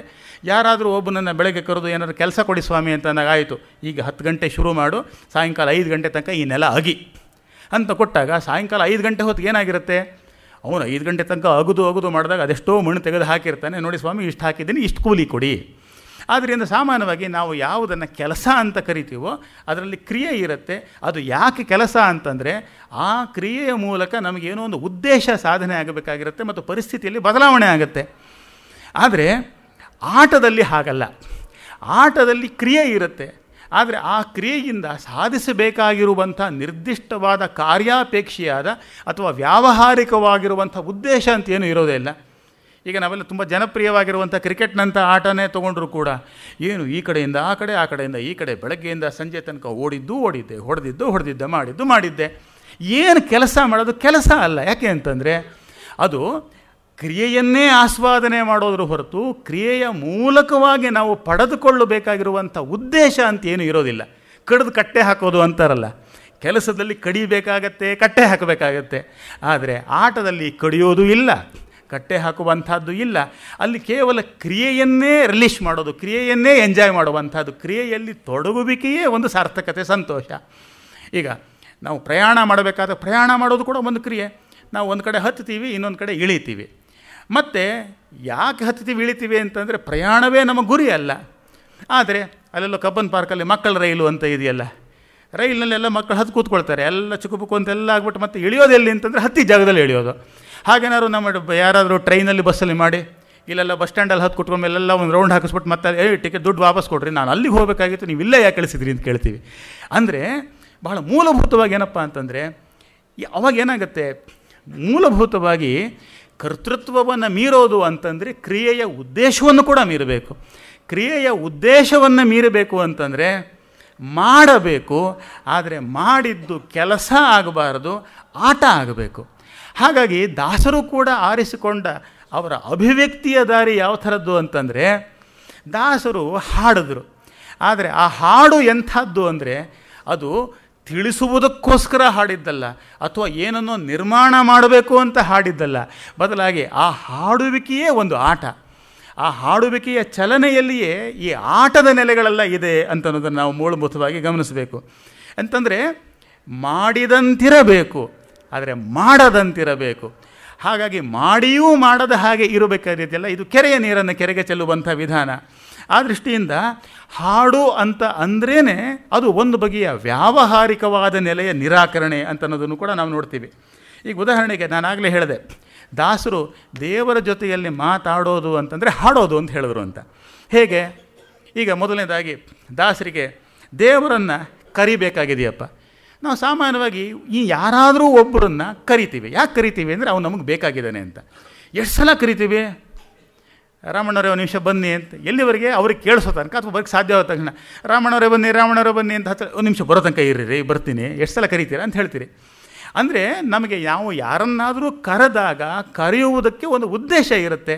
ಆ ಉದ್ದೇಶಕ್ಕೋಸ್ಕರ ಕರಿತೇವೆ ಹೊರತು ಯಾಕೆ ಕರಿತೇವೆ? ಇಲ್ಲ, ಸುಮ್ಮನೆ ನನಗೆ ಕರಿಬೇಕು ಅನ್ನಿಸ್ತು ಅದರಿಂದ ಕರಿತಾ ಇದ್ದೀನಿ ಅಂದರೆ ಅವ್ರನ್ನ ಎಲ್ಲಿಗೆ ಸೇರಿಸ್ತಾರೆ ಗೊತ್ತಿದೆ ನಿಮಗೆ. ಆದರೆ ದಾಸರಲ್ಲಿ ನೋಡಿ, ದಾಸರು ದೇವರನ್ನು ಕರೀತಾನೆ. ದೇವರನ್ನು ಯಾಕೆ ಕರೀತಾನೆ ಅಂತಂದರೆ ಅವನು ಬರ್ತಾನೋ ಬಿಡ್ತಾನೋ ಅದು ಬೇರೆ ವಿಚಾರ. ಆ ಕರೆಯುವಿಕೆಯಲ್ಲಿಯೂ ಕೂಡ ನಾನು ಕರೆದದ್ದರಿಂದ ಇಂಥದ್ದೇನೋ ಒಂದು ಸಂಭವಿಸಬೇಕು ಅನ್ನುವಂಥ ಸಂಕಲ್ಪವೇ ಇಲ್ಲ, ಅಥವಾ ಆ ಒಂದು ಬಗ್ಗೆ ಅಪೇಕ್ಷೆಯೇ ಇಲ್ಲ. ಅವ್ರು ಕರೀತಾರೆ ನೋಡಿ, ಯಾದವ ನೀಬ ಯದುಕುಲನಂದನ ಮಾಧವ ಮಧುಸೂದನ ಬಾರೋ. ಇಡೀ ಹಾಡಿನಲ್ಲಿ ನೋಡಿದ್ರೆ ಸೋದರ ಮಾವನ ಮಧುರಲ್ಲಿ ಮಡುವಿದ ಯಶೋದೆ ನಂದನ ನೀ ಬಾರೋ, ಖಗವಾಹನನೇ ಬಗೆ ರೂಪನೆ ನಗೆಮೊಗ ದರಸನ ನೀ ಬಾರೋ, ಜಗದೊಳು ನಿನ್ನಯ ಮಹಿಳೆಯ ಪೊಗಳವೆ ಪುರಂದರ ವಿಠಲ ನೀ ಬಾರೋ. ಇಡೀ ಹಾಡನ್ನು ನೀವು ನೋಡಿದ್ರೆ ಬಾರೋ ಬಾರೋ ಬಾರೋ ಬಾರೋ ಬಾರೋ ಬಾರೋ ಬಾರೋ ಬಾರೋ ಬಾರೋ ಬಾರೋ ಬಾರೋ ಬಾರೋ, ಇಡೀ ಬಾರೋಗಳಿಂದ ತುಂಬಿದೆಯೇ ಹೊರತು. ಆಮೇಲೆ ನಾವು ಅಂದರೆ ಅಲ್ಲಿ ಯಾತಿಗೆ ಕರೀತಾ ಇದ್ದಾರೆ ಅಂತಂದರೆ, ಕರೆದು ಅವನೇನೋ ಬಂದು ದೇವರು ಇವ್ರಿಗೋಸ್ಕರ ಮಾಡಬೇಕಾಗಿದೆ ಅಂತಲ್ಲ. ಅಕಮಾದ ಹೇಳಿದೆ, ಅಯ್ಯ ನೀ ಒಲಿದರೆ ಒಲಿ, ಒಲಿಯದಿದ್ದರೆ ಮಾಡು, ನಾನಿನ್ನ ಹಾಡಿದಲ್ಲದೆ ಸೈರಿಸಲಾರೆನಯ್ಯ. ಅಲ್ಲಿ ನನ್ನ ಕ್ರಿಯೆಯಿಂದ ಇನ್ನೇನೋ ಒಂದು ಸಾಧಿತ ಆಗಬೇಕಾಗಿದೆ ಅನ್ನುವಂಥ ವ್ಯಾವಹಾರಿಕವಾದ ಅಪೇಕ್ಷೆಯೂ ಇಲ್ಲ. ಕೇವಲ ಇದನ್ನು ಹಾಡುವುದರಲ್ಲೇ ನಿನ್ನನ್ನು ಕರೆಯುವುದೇ ನನ್ನ ಉದ್ದೇಶ, ಅಥವಾ ಕರೆಯುವುದೇ ನನ್ನ ಒಂದು ಆಟ, ಅದೇ ನನ್ನ ತೊಡಗುವಿಕೆ, ಅದೇ ನನ್ನ ಹಾಡು ಅಲ್ಲ, ಅದೇ ನನ್ನ ಪಾಡು ಕೂಡ. ಆದ್ದರಿಂದ ಓದಕ್ಕೆ ಹಾಡಿನಲ್ಲಿ ಬಾರೋ ಬಾರೋ ಬಾರೋ ಬಾರೋ ಆಯಿತು. ದೇವರು ಬಂದ ಅಂತಲೂ ಇಟ್ಕೋಣ. ಬಂದ ಅಂತನ್ನುವಾಗ ನಾವು ಅದನ್ನು ಒಂದು ಇನ್ಫಾರ್ಮೇಷನ್ ನೋಡಿ ಇಂಥವ್ರು ಬಂದರು ಅಂತ ಹೇಳ್ತೀವಿ ಅಲ್ವಾ. ಆದರೆ ದಾಸರಿಗೆ ಹಾಗಲ್ಲ. ಅವರು ಹೇಳ್ತಾರೆ ದೇವ ಬಂದ, ನಮ್ಮ ಸ್ವಾಮಿ ಬಂದಾನು. ಇಡೀ ಹಾಡಿನಲ್ಲಿ ಏನಪ್ಪ ಅಂತಂದರೆ ದೇವರ ದೇವಶಿಖಾಮಣಿ ಬಂದನು, ಉರಗಶೇನ ಬಂದ, ಗರುಡಗಮನ ಬಂದ, ನರಗೊಲಿದವ ಬಂದ, ನಾರಾಯಣ ಬಂದ. ಬಂದ ಬಂದ ಬಂದ ಬಂದ ಬಂದ ಬಂದ ಬಂದ ಬಂದ. ಎಷ್ಟು ಸಲ ಬಂದ ಬಂದ? ಇಷ್ಟು ಸಲ ಇನ್ಫಾರ್ಮೇಷನ್ನು ಅಂತ ಅಲ್ಲ, ಬಂದ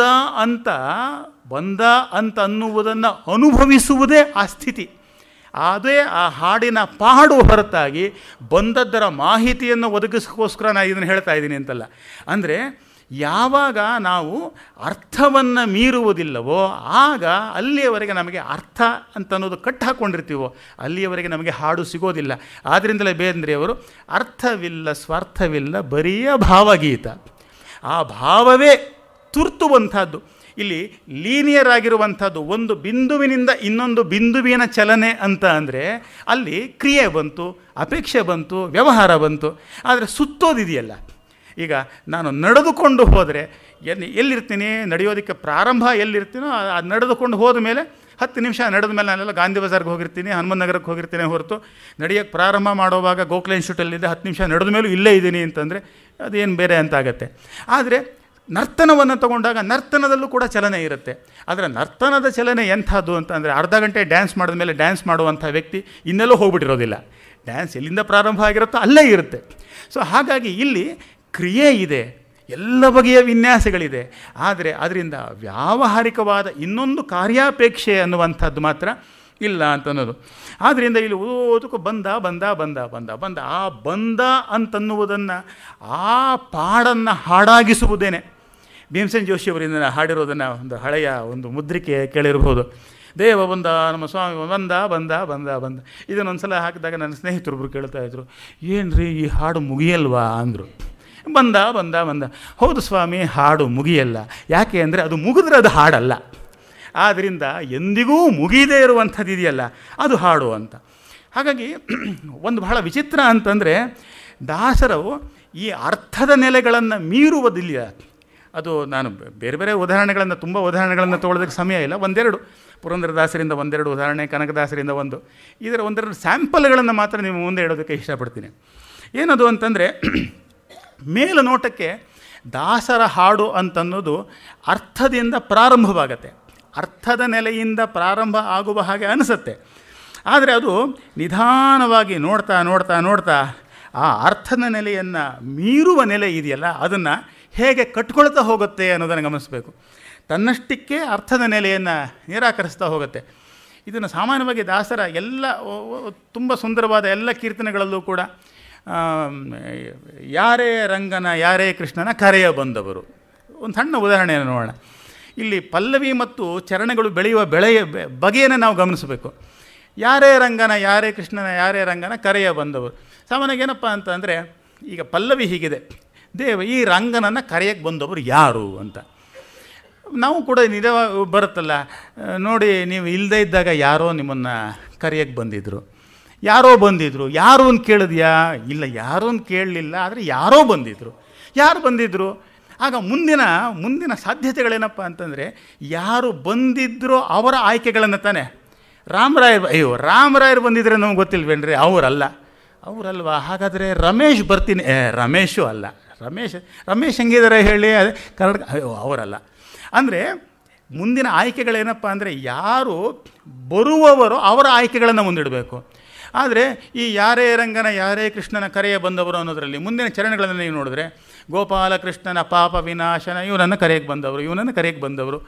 ಹಾಗಾಗಿ ಅಲ್ಲೂ ಕೂಡ ಯಾರು ಕರೆಯಕ್ಕೆ ಬಂದವರೋ ಅವರ ವಿವರಣೆಗಳಿಲ್ಲ, ಯಾರನ್ನು ಕರೆಯಕ್ಕೆ ಬಂದರೋ ಅವರ ವಿವರಣೆಗಳೇ ಇದೆ.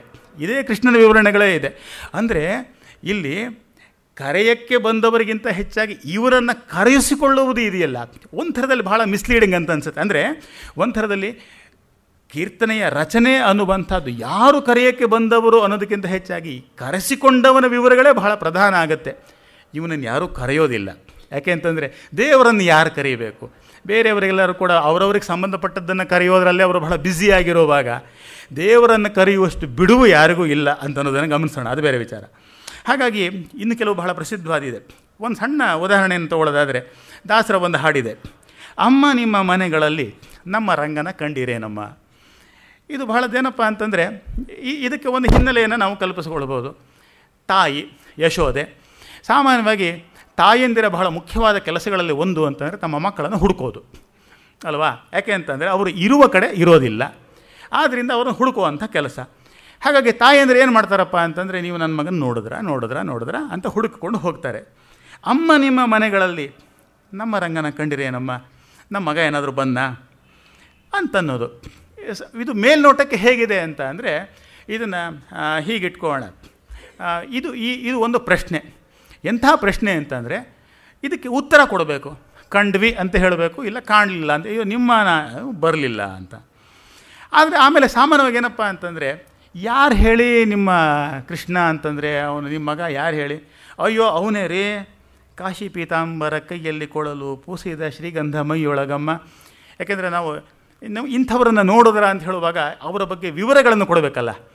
ಈಗ ನಮ್ಮ ಇದರಲ್ಲಿ ಕಾಣೆ ಆದವ್ರ ಬಗ್ಗೆ ವಿವರಗಳನ್ನು ಕೊಡ್ತಾರೆ ನೋಡಿ, ಗೋಧಿ ಮೈ ಬಣ್ಣ ದುಂಡು ಮುಖ. ಅದೇನು ಈ ಗೋಧಿ ಮೈ ಬಣ್ಣ ದುಂಡು ಮುಖದವರೇ ಹೆಚ್ಚು ತಪ್ಪಿಸ್ಕೊಳ್ತಾರಲ್ಲ ಅಂತ ಅನ್ನೋದು ಅಲ್ವಾ? ಇಂಥ ದಿನಾಂಕದಿಂದ ಕಾಣೆಯಾಗಿದ್ದಾರೆ ಅಂತೆಲ್ಲ ಹೇಳಿ ವಿವರಗಳನ್ನು ಕೊಡ್ತಾರಲ್ಲ, ಹಾಗೆ ವಿವರಗಳನ್ನು ಕೊಡ್ತಾನೆ.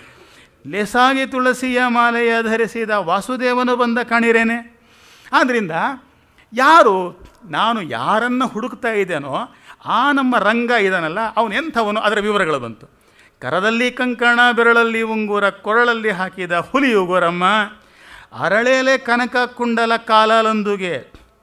ಇಲ್ಲಿ ಸ್ವಲ್ಪ ಮುಂದೆ ಶುರುವಾಯ್ತು ನೋಡಿ, ಉರಗಶಯನ ಬಂದ ಕಾಣಿರೇನೆ. ಅದು ಆ ನೆಲೆ ಅಂತನ್ನೋದು ಹೇಗೆ ಹತ್ತುತ್ತಾ ಹೋಗುತ್ತೆ ಅಂತನ್ನೋದನ್ನು, ಕುಂಕುಮ ಕಸ್ತೂರಿ ಕರಿನಾಮ ತಿದ್ದಿ ಶಂಖಾಚಕ್ರಂಗಳ ಧರಿಸಿಹ ನಮ್ಮ, ಬಿಂಕಾದಿಂದಲೇ ಬಿಂಕಾದಿಂದಲೇ ಕೊಳಲೂದುತ್ತಾ ಪಾಡುತ್ತಾ ಪಂಕಜಾಕ್ಷನು ಬಂದ ಕಾಣಿರೇನೆ. ಇಂಥವರನ್ನು ನೋಡಿದ ಅಂಥೇಳಿ ಆಮೇಲೆ ಅದು ಹೇಗೆ, ಇದು ಮೊದಲೇನಪ್ಪ ಅಂದರೆ ಪ್ರಾಥಮಿಕವಾದ ಅವನು ಎಂಥ ಆಭರಣ ಹಾಕ್ಕೊಂಡಿದ್ದಾನೆ, ಏನೇನು ಬಟ್ಟೆ ಧರಿಸ್ಕೊಂಡಿದ್ದಾನೆ, ಅವನು ಯಾವ ಥರ, ಇದರಿಂದ ಪ್ರಾರಂಭ ಆಗುತ್ತೆ.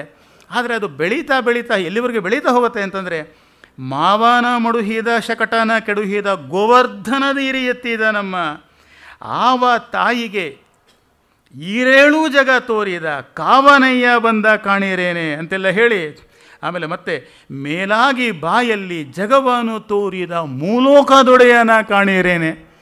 ಇಲ್ಲಿ ದಾಸರ ಅಭಿವ್ಯಕ್ತಿ ಮತ್ತು ಬೇರೆ ಬೇರೆ ಸ್ತರಗಳನ್ನು, ಬೇರೆ ಬೇರೆ ವಿನ್ಯಾಸಗಳನ್ನು ಪಡ್ಕೊಳ್ಳೋದಕ್ಕೆ ಶುರುವಾಗುತ್ತೆ. ಒಂದೇನಪ್ಪ ಅಂದರೆ, ಇಂಥ ಮೂಲೋಕದೊಡೆಯ ಒಬ್ಬ ಓಡಾಡಿಕೊಂಡಿದ್ರೆ ಅವನ್ನ ಕಾಣದೇ ಇರೋದಕ್ಕೆ ಸಾಧ್ಯನಾ? ಅಥವಾ ಮೂಲಭೂತವಾಗಿ ಅವನು ತಪ್ಪಿಸ್ಕೊಳ್ಳೋಕೆ ಸಾಧ್ಯನಾ? ನಮ್ಮ ಆಕಾಶ ಸ್ವಲ್ಪ ತಪ್ಪಿಸ್ಕೊಂಡ್ಬಿಟ್ಟಿದೆ, ನಿಮ್ಮ ಏರಿಯಾಗೆ ಏನಾದ್ರು ಬಂದಿದೆಯಾ ಅಂತ ಹುಡುಕಕ್ಕೆ ಸಾಧ್ಯನಾ? ಹಾಗಾಗಿ ಇಲ್ಲಿ ಅಮ್ಮ ನಿಮ್ಮ ಮನೆಗಳಲ್ಲಿ ನಮ್ಮ ರಂಗನ ಕಂಡಿರೇ ನಮ್ಮ ಅನ್ನುವಂಥದ್ದು ಪ್ರಾರಂಭದಲ್ಲಿ ಉತ್ತರವನ್ನು ಅಪೇಕ್ಷಿಸ. ಯಾಕೆಂದರೆ ನಮ್ಮ ಪ್ರಶ್ನೆಗಳಲ್ಲೂ ಕೂಡ ಬೇರೆ ಬೇರೆ ಥರ ಇದೆ. ಪ್ರಶ್ನೆಗಳಲ್ಲಿ ಉತ್ತರವನ್ನು ಅಪೇಕ್ಷಿಸುವ ಪ್ರಶ್ನೆ ಅಂದರೆ ಅದಕ್ಕೆ ಏನಾದರೂ ಒಂದು ಉತ್ತರ ಕೊಡಬೇಕು. ಆದರೆ ಇನ್ನೊಂದು ಹೇಗಿರುತ್ತೆ ಅಂದರೆ, ಮೇಲು ನೋಟಕ್ಕೆ ಪ್ರಶ್ನೆ ಹಾಗೆ ಇರುತ್ತೆ, ಆದರೆ ಆ ಪ್ರಶ್ನೆ ಹೇಗಿರುತ್ತೆ ಅಂದರೆ ಅದಕ್ಕೆ ಉತ್ತರ ಕೊಡಬೇಕಾಗಿರೋ ಪ್ರಶ್ನೆ ಅಲ್ಲ.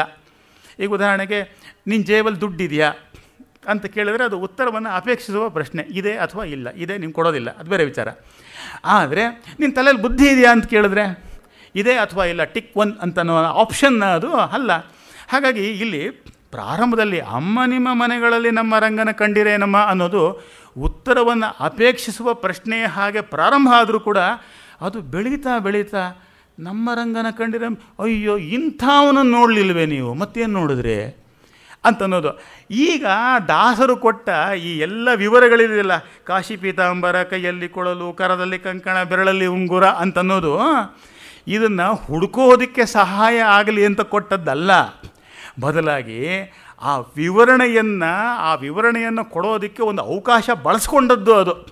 ಯಾಕೆ ಅಂತಂದರೆ, ನಮ್ಮ ಮಕ್ಕಳ ಬಗ್ಗೆ ನಾವೇನಾದ್ರು ಹೇಳ್ತೀವಿ ಅಂದರೆ, ಅಯ್ಯೋ ನಿಮ್ಮ ಮಕ್ಕಳ ಬಗ್ಗೆ ನಾವು ಕೇಳಿದ್ವಿ ಬೇಡ ಅಂತ. ಆದರೆ ಇದನ್ನು ಹೇಳುವುದರಲ್ಲೇ ಒಂದು ಸಂಭ್ರಮ ಇದೆ. ಯಾಕೆ ಮಾತನ್ನು ಹೇಳಿದ್ದು ಅಂತಂದರೆ, ದಾಸರ ಅಭಿವ್ಯಕ್ತಿ ಯಾವ ಥರದ್ದು ಅಂತಂದರೆ, ಮೇಲುನೋಟಕ್ಕೆ ಏನೋ ಒಂದನ್ನು ನಿರ್ದಿಷ್ಟವಾದ ಉದ್ದೇಶಕ್ಕೆ, ವ್ಯಾವಹಾರಿಕವಾದ ಕಾರಣಕ್ಕೆ ಹೇಳ್ತಾ ಇರೋ ಹಾಗೆ ಅನಿಸಿದ್ರೂ ಕೂಡ ಅದು ಆಮೇಲೆ ಆ ಸೋಕಾಲ್ಡ್ ವ್ಯಾವಹಾರಿಕ ನೆಲೆಯನ್ನು ಮೀರಿ ಅದು ಹೇಗೆ ಮೂಲಭೂತವಾಗಿ ಅದು ಹೇಗೆ ಸುತ್ತುತ್ತಾ ಹೋಗುತ್ತೆ. ಯಾಕೆಂದರೆ ಹಾಡು ಅಂತ ಅಂದ್ರೇ, ಹಾಡು ಆಗಬೇಕಾದರೆ ಪದಗಳು ಡ್ಯಾನ್ಸ್ ಮಾಡಬೇಕು, ನರ್ತನ ಮಾಡಬೇಕು. ನರ್ತನ ಆಗುವುದು ಸಾಧ್ಯ ಆಗೋದು ಯಾವಾಗ ಅಂದರೆ ಸರ್ಕ್ಯುಲರ್ ಮೂಮೆಂಟ್ನಲ್ಲಿ. ಹೀಗಾಗಿ ಇದನ್ನು ಭಾಷೆಯನ್ನು ನರ್ತನ ಮಾಡಿಸುವುದಿದೆಯಲ್ಲ, ಭಾಷೆಯನ್ನು ನರ್ತನ ಮಾಡಿಸುವ ಹಾಗೆ ಬಳಸಿಕೊಂಡಾಗ ಮಾತ್ರ ನಿಜವಾಗಿ ಅದನ್ನೇ ದೇವರ ಜೊತೆಯಲ್ಲಿ ಮಾತನಾಡೋದು ಅಂತ. ಹಾಗಾಗಿ ದಾಸರ ಭಾಷೆ ಎಂಥದ್ದು ಅಂತ ಅಂದರೆ, ಮೇಲುನೋಟಕ್ಕೆ ಯಾವುದೋ ಒಂದು ನಿರ್ದಿಷ್ಟವಾಗಿರುವಂಥ ಅರ್ಥವನ್ನು ಸಂವಹನಗೊಳಿಸ್ತಾ ಇದೆ, ಯಾವುದೋ ಒಂದು ಕಮ್ಯುನಿಕೇಷನಿನ ಕಡೆಗೆ ಹೋಗ್ತಾ ಇದೆ ಅಂತ ಅನಿಸುತ್ತೆ. ಆದರೆ ಹಾಗೆ ಅನಿಸಿದ್ರೂ ಕೂಡ ಆ ಎಲ್ಲ ಸಂವಹದ ನೆಲೆಗಳನ್ನು ಮೀರಿ ಮತ್ತೆಲ್ಲೋ ಬೇರೆ ಕಡೆ ಹೋಗುವಂಥದ್ದು.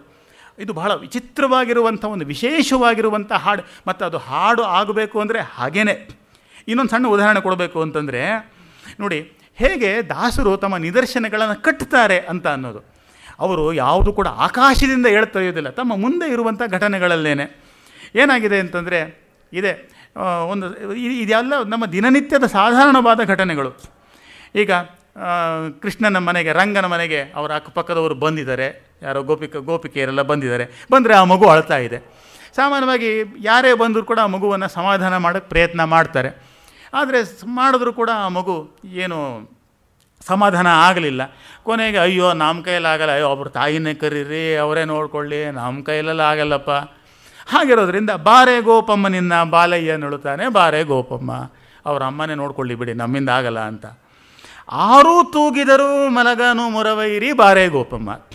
ಆದ್ದರಿಂದ ನಾವು ಬೇಕಾದಷ್ಟು ಟ್ರೈ ಮಾಡೋದ್ವಪ್ಪ. ನಾನು ತೂಗಿದೆ, ಇವರು ತೂಗಿದ್ರು, ಇನ್ನೊಬ್ಬರು ತೂಗಿದ್ರು, ನಾವೆಲ್ಲ ತೂಗಿ ನಮ್ಮ ರಟ್ಟೆ ಬಿದ್ದು ಹೋಯಿತು. ಇಷ್ಟೆಲ್ಲ ಆದರೂ ಕೂಡ ಆರೂ ತೂಗಿದರು ಮಲಗನು ಮುರವೈರಿ. ಇಲ್ಲಿ ಸ್ವಲ್ಪ ಡೇಂಜರ್ ಇಟ್ಟಿದ್ದಾರೆ ನೋಡಿ ದಾಸರು. ಆರೂ ತೂಗಿದರು ಮಲಗನು ಮುರವೈರಿ ಬಾರೆ ಗೋಪಮ್ಮ, ನೀನೇ ಮಾಡು. ಯಾಕೆ ಅಂತಂದರೆ ನಿನ್ನ ಮಗ ಅಳ್ತಾ ಇದ್ದಾನಮ್ಮ. ಹೇಗೆ ಅಳ್ತಾ ಇದ್ದಾನೆ ಅಂತಂದರೆ, ಆಮೇಲೆ ದಶಾವತಾರಗಳನ್ನು ಬೇರೆ ರೀತಿಯಲ್ಲಿ ಪರೋಕ್ಷವಾಗಿ ತರ್ತಾರೆ ನೋಡಿ. ನೀರೋಳು ಮುಳುಗಿ ಮೈ ವರಸಂದು ಅಳುತ್ತಾನೆ ಬಾರೆ ಗೋಪಮ್ಮ, ಮೇರುವ ಹೊತ್ತು ಮೈ ಭಾರವೆಂದಳುತ್ತಾನೆ ಬಾರೆ ಗೋಪಮ್ಮ, ಧರಣಿ ಕೋರೆಯಲ್ಲಿಟ್ಟು ದವಡೆನೊಂದಳುತ್ತಾನೆ ಬಾರೆ ಗೋಪಮ್ಮ, ದುರುಳ ರಕ್ಕಸನ ಕರುಳ ಕಂಡೊಳುತ್ತಾನೆ ಬಾರೆ ಗೋಪಮ್ಮ.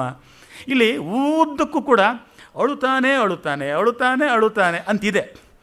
ಆದರೆ ಅಳುತ್ತಾನೆ ಅಂತ ಹೇಳ್ತಾ ಇದ್ದರೂ ಕೂಡ ಆ ವಿವರಗಳು ಅರ್ಥವನ್ನು ಹೇಗೆ ಚಿಮ್ಮಿಸ್ತಾ ಹೋಗುತ್ತೆ ಅಂತಂದರೆ, ಇವನ ಅಳೋನು, ಇವನು ಬೇಕಾದರೆ ಅಳಿಸ್ತಾನೇ ಹೊರತು ಅಳೋನಂತೂ ಖಂಡಿತ ಅಲ್ಲ ಅಂತ ಹೇಳಿ ಅಳುತ್ತಾನೆ ಅಂತ ಹೇಳ್ತಾ ಇರೋವಾಗಲೇ ಇವನು ಅಳೋನಲ್ಲ ಅಂತುವಂಥ ವಿರುದ್ಧವಾದ ಧ್ವನಿಯನ್ನೇ ಕೊಡ್ತಾ ಬರುತ್ತೆ. ಆದ್ದರಿಂದ ತೊಟ್ಟಿಲೊಳಗೆ ಮಲಗ ಲೊಲ್ಲಾನು ಮೊರವೈರಿ ಬಾರೆ ಗೋಪಮ್ಮ ಅಂದಾಗ ಇಂಥವನನ್ನು ತೊಟ್ಲಲ್ಲಿ ಮಲಗಿಸೋದು ಹೇಗೆ? ಬಾರೆ ಗೋಪಮ್ಮ ನಿನ್ನ ಬಾಲಯ್ಯ ನಳುತ್ತಾನೆ ಬಾರೆ ಗೋಪಮ್ಮ ಅಂತ ಸಾಮಾನ್ಯವಾಗಿ ಪಲ್ಲವಿ ಮಾಡಬೇಕಾದ್ದು ಅವಧಾರಣೆಯ ಕೆಲಸವನ್ನು, ಸ್ಥಿರೀಕರಣದ ಕೆಲಸವನ್ನು. ಆದರೆ ದಾಸರ ವಿಚಿತ್ರವಾಗಿರುವಂಥ ಈ ಒಂದು ಕೌಶಲ ಏನು ಮಾಡುತ್ತೆ ಅಂತಂದರೆ, ಒಂದು ಕಾಲದಲ್ಲಿ ಒಂದನ್ನು ಅಸರ್ಷನ್ ಮಾಡ್ತಾ ಇರೋವಾಗಲೇ, ವಿಧಿಸ್ತಾ ಇರೋವಾಗಲೇ ಇನ್ನೊಂದು ಧ್ವನಿ ಅದರ ಹಿಂದಿನಿಂದ ಬಂದು ಅದನ್ನು ನಿರಾಕರಣೆಯೂ ಕೂಡ ಮಾಡ್ತಾ ಇರುತ್ತೆ. ಬಾಲಯ್ಯ ನಳುತ್ತಾನೆ ಅಂದರೆ ಇವನು ಅಳೋನೇ ಅಲ್ಲ ಅಂತ. ಹಾಗಾಗಿ ಈ ಥರದ ಒಂದು ಅಭಿವ್ಯಕ್ತಿ ಇದೆಯಲ್ಲ, ಇದನ್ನೇ ಅಭಿವ್ಯಕ್ತಿಯನ್ನು, ಭಾಷೆಯನ್ನು ಆಟವನ್ನಾಗಿ ಮಾಡಿಕೊಳ್ಳೋದು ಅಂತ ದಾಸರು ಮಾಡಿದ್ದು ಇದೆ. ಅವರು ಕೆರೆಯ ನೀರನ್ನು ತಗೊಂಡ್ರು. ಕೆರೆಯ ನೀರು ಯಾವುದಪ್ಪ ಅಂದರೆ ನಾವೆಲ್ಲ ಆಡುವ ಮಾತು. ದಾಸರು ಯಾವ ಹೊಸ ಡಿಕ್ಷನನ್ನು ಸೃಷ್ಟಿ ಮಾಡಿದವರಲ್ಲ. ಯಾವುದೋ ಒಂದು ಬಹಳ ಪಾಂಡಿತ್ಯಪೂರ್ಣವಾದ ಪದಗಳನ್ನು ತಾವು ಇದು ನಾನು ಈಗ unless otherwise stated X means ಅಂತ ಏನು ಡೆಫಿನೇಷನ್ ವರ್ಸನ್ನು ಮರು ವ್ಯಾಖ್ಯಾನವನ್ನು ಮಾಡಲಿಲ್ಲ. ಕೆರೆಯ ನೀರನ್ನು ತಗೊಂಡ್ರು. ಆದರೆ ಆ ಕೆರೆಯ ನೀರನ್ನು ತಗೊಂಡಾಗ ಅದನ್ನೇ ತಮ್ಮ ಭಗವಂತನಿಗೆ ಸಮರ್ಪಣೆ ಮಾಡಿದಾಗ ಅದು ಅರ್ಘ್ಯವಾಯಿತು. ಕೆರೆಯ ನೀರು ಅರ್ಘ್ಯವಾಗಿ ಮಾಡೋದಿದೆಯಲ್ಲ, ಹಾಗೆ ಮಾಡೋದು ಅಂತಂದರೆ ಅಭಿವ್ಯಕ್ತಿಯನ್ನು ಆಟವನ್ನಾಗಿ ಮಾಡಿಕೊಳ್ಳೋದು. ಹೇಳಿದ ಹಾಗೆ ಇರಬೇಕು, ಆದರೆ ಅದು ಹೇಳಿದ ಹಾಗೆ ಇದ್ದರೂ ಕೂಡ ಹೇಳುವಿಕೆಯ ಮಿತಿಗಳನ್ನು ಮೀರಿ ಅದು ನರ್ತನ ಮಾಡುವಂಥದ್ದು. ಕನಕದಾಸರ ಒಂದು ಬಹಳ ತುಂಬ ಪ್ರಸಿದ್ಧವಾದ ಕೀರ್ತನೆ ಇದೆ, ಅದು ಹೆಚ್ಚು ಗಮನಕ್ಕೆ ಬಂದಿಲ್ಲ ಬಹಳ ಜನಕ್ಕೆ ಅಂದ್ಕೊಳ್ತೀನಿ. ಅದರ ಹೆಸರು ಎಂಥ ಠವಳಿಗಾರನಮ್ಮ ಅಂತ. ಬಹಳ ವಿಶೇಷವಾದ ಒಂದು ಹಾಡನ್ನು ಕನಕದಾಸರು ಬರೆದಿದ್ದಾರೆ. ಮೋಸ ಮಾಡೋನು, ಎಂಥ ಮೋಸ ಮಾಡ್ತಾನಪ್ಪ ನಿನ್ನ ಮಗ ಅಂತನ್ನೋದು.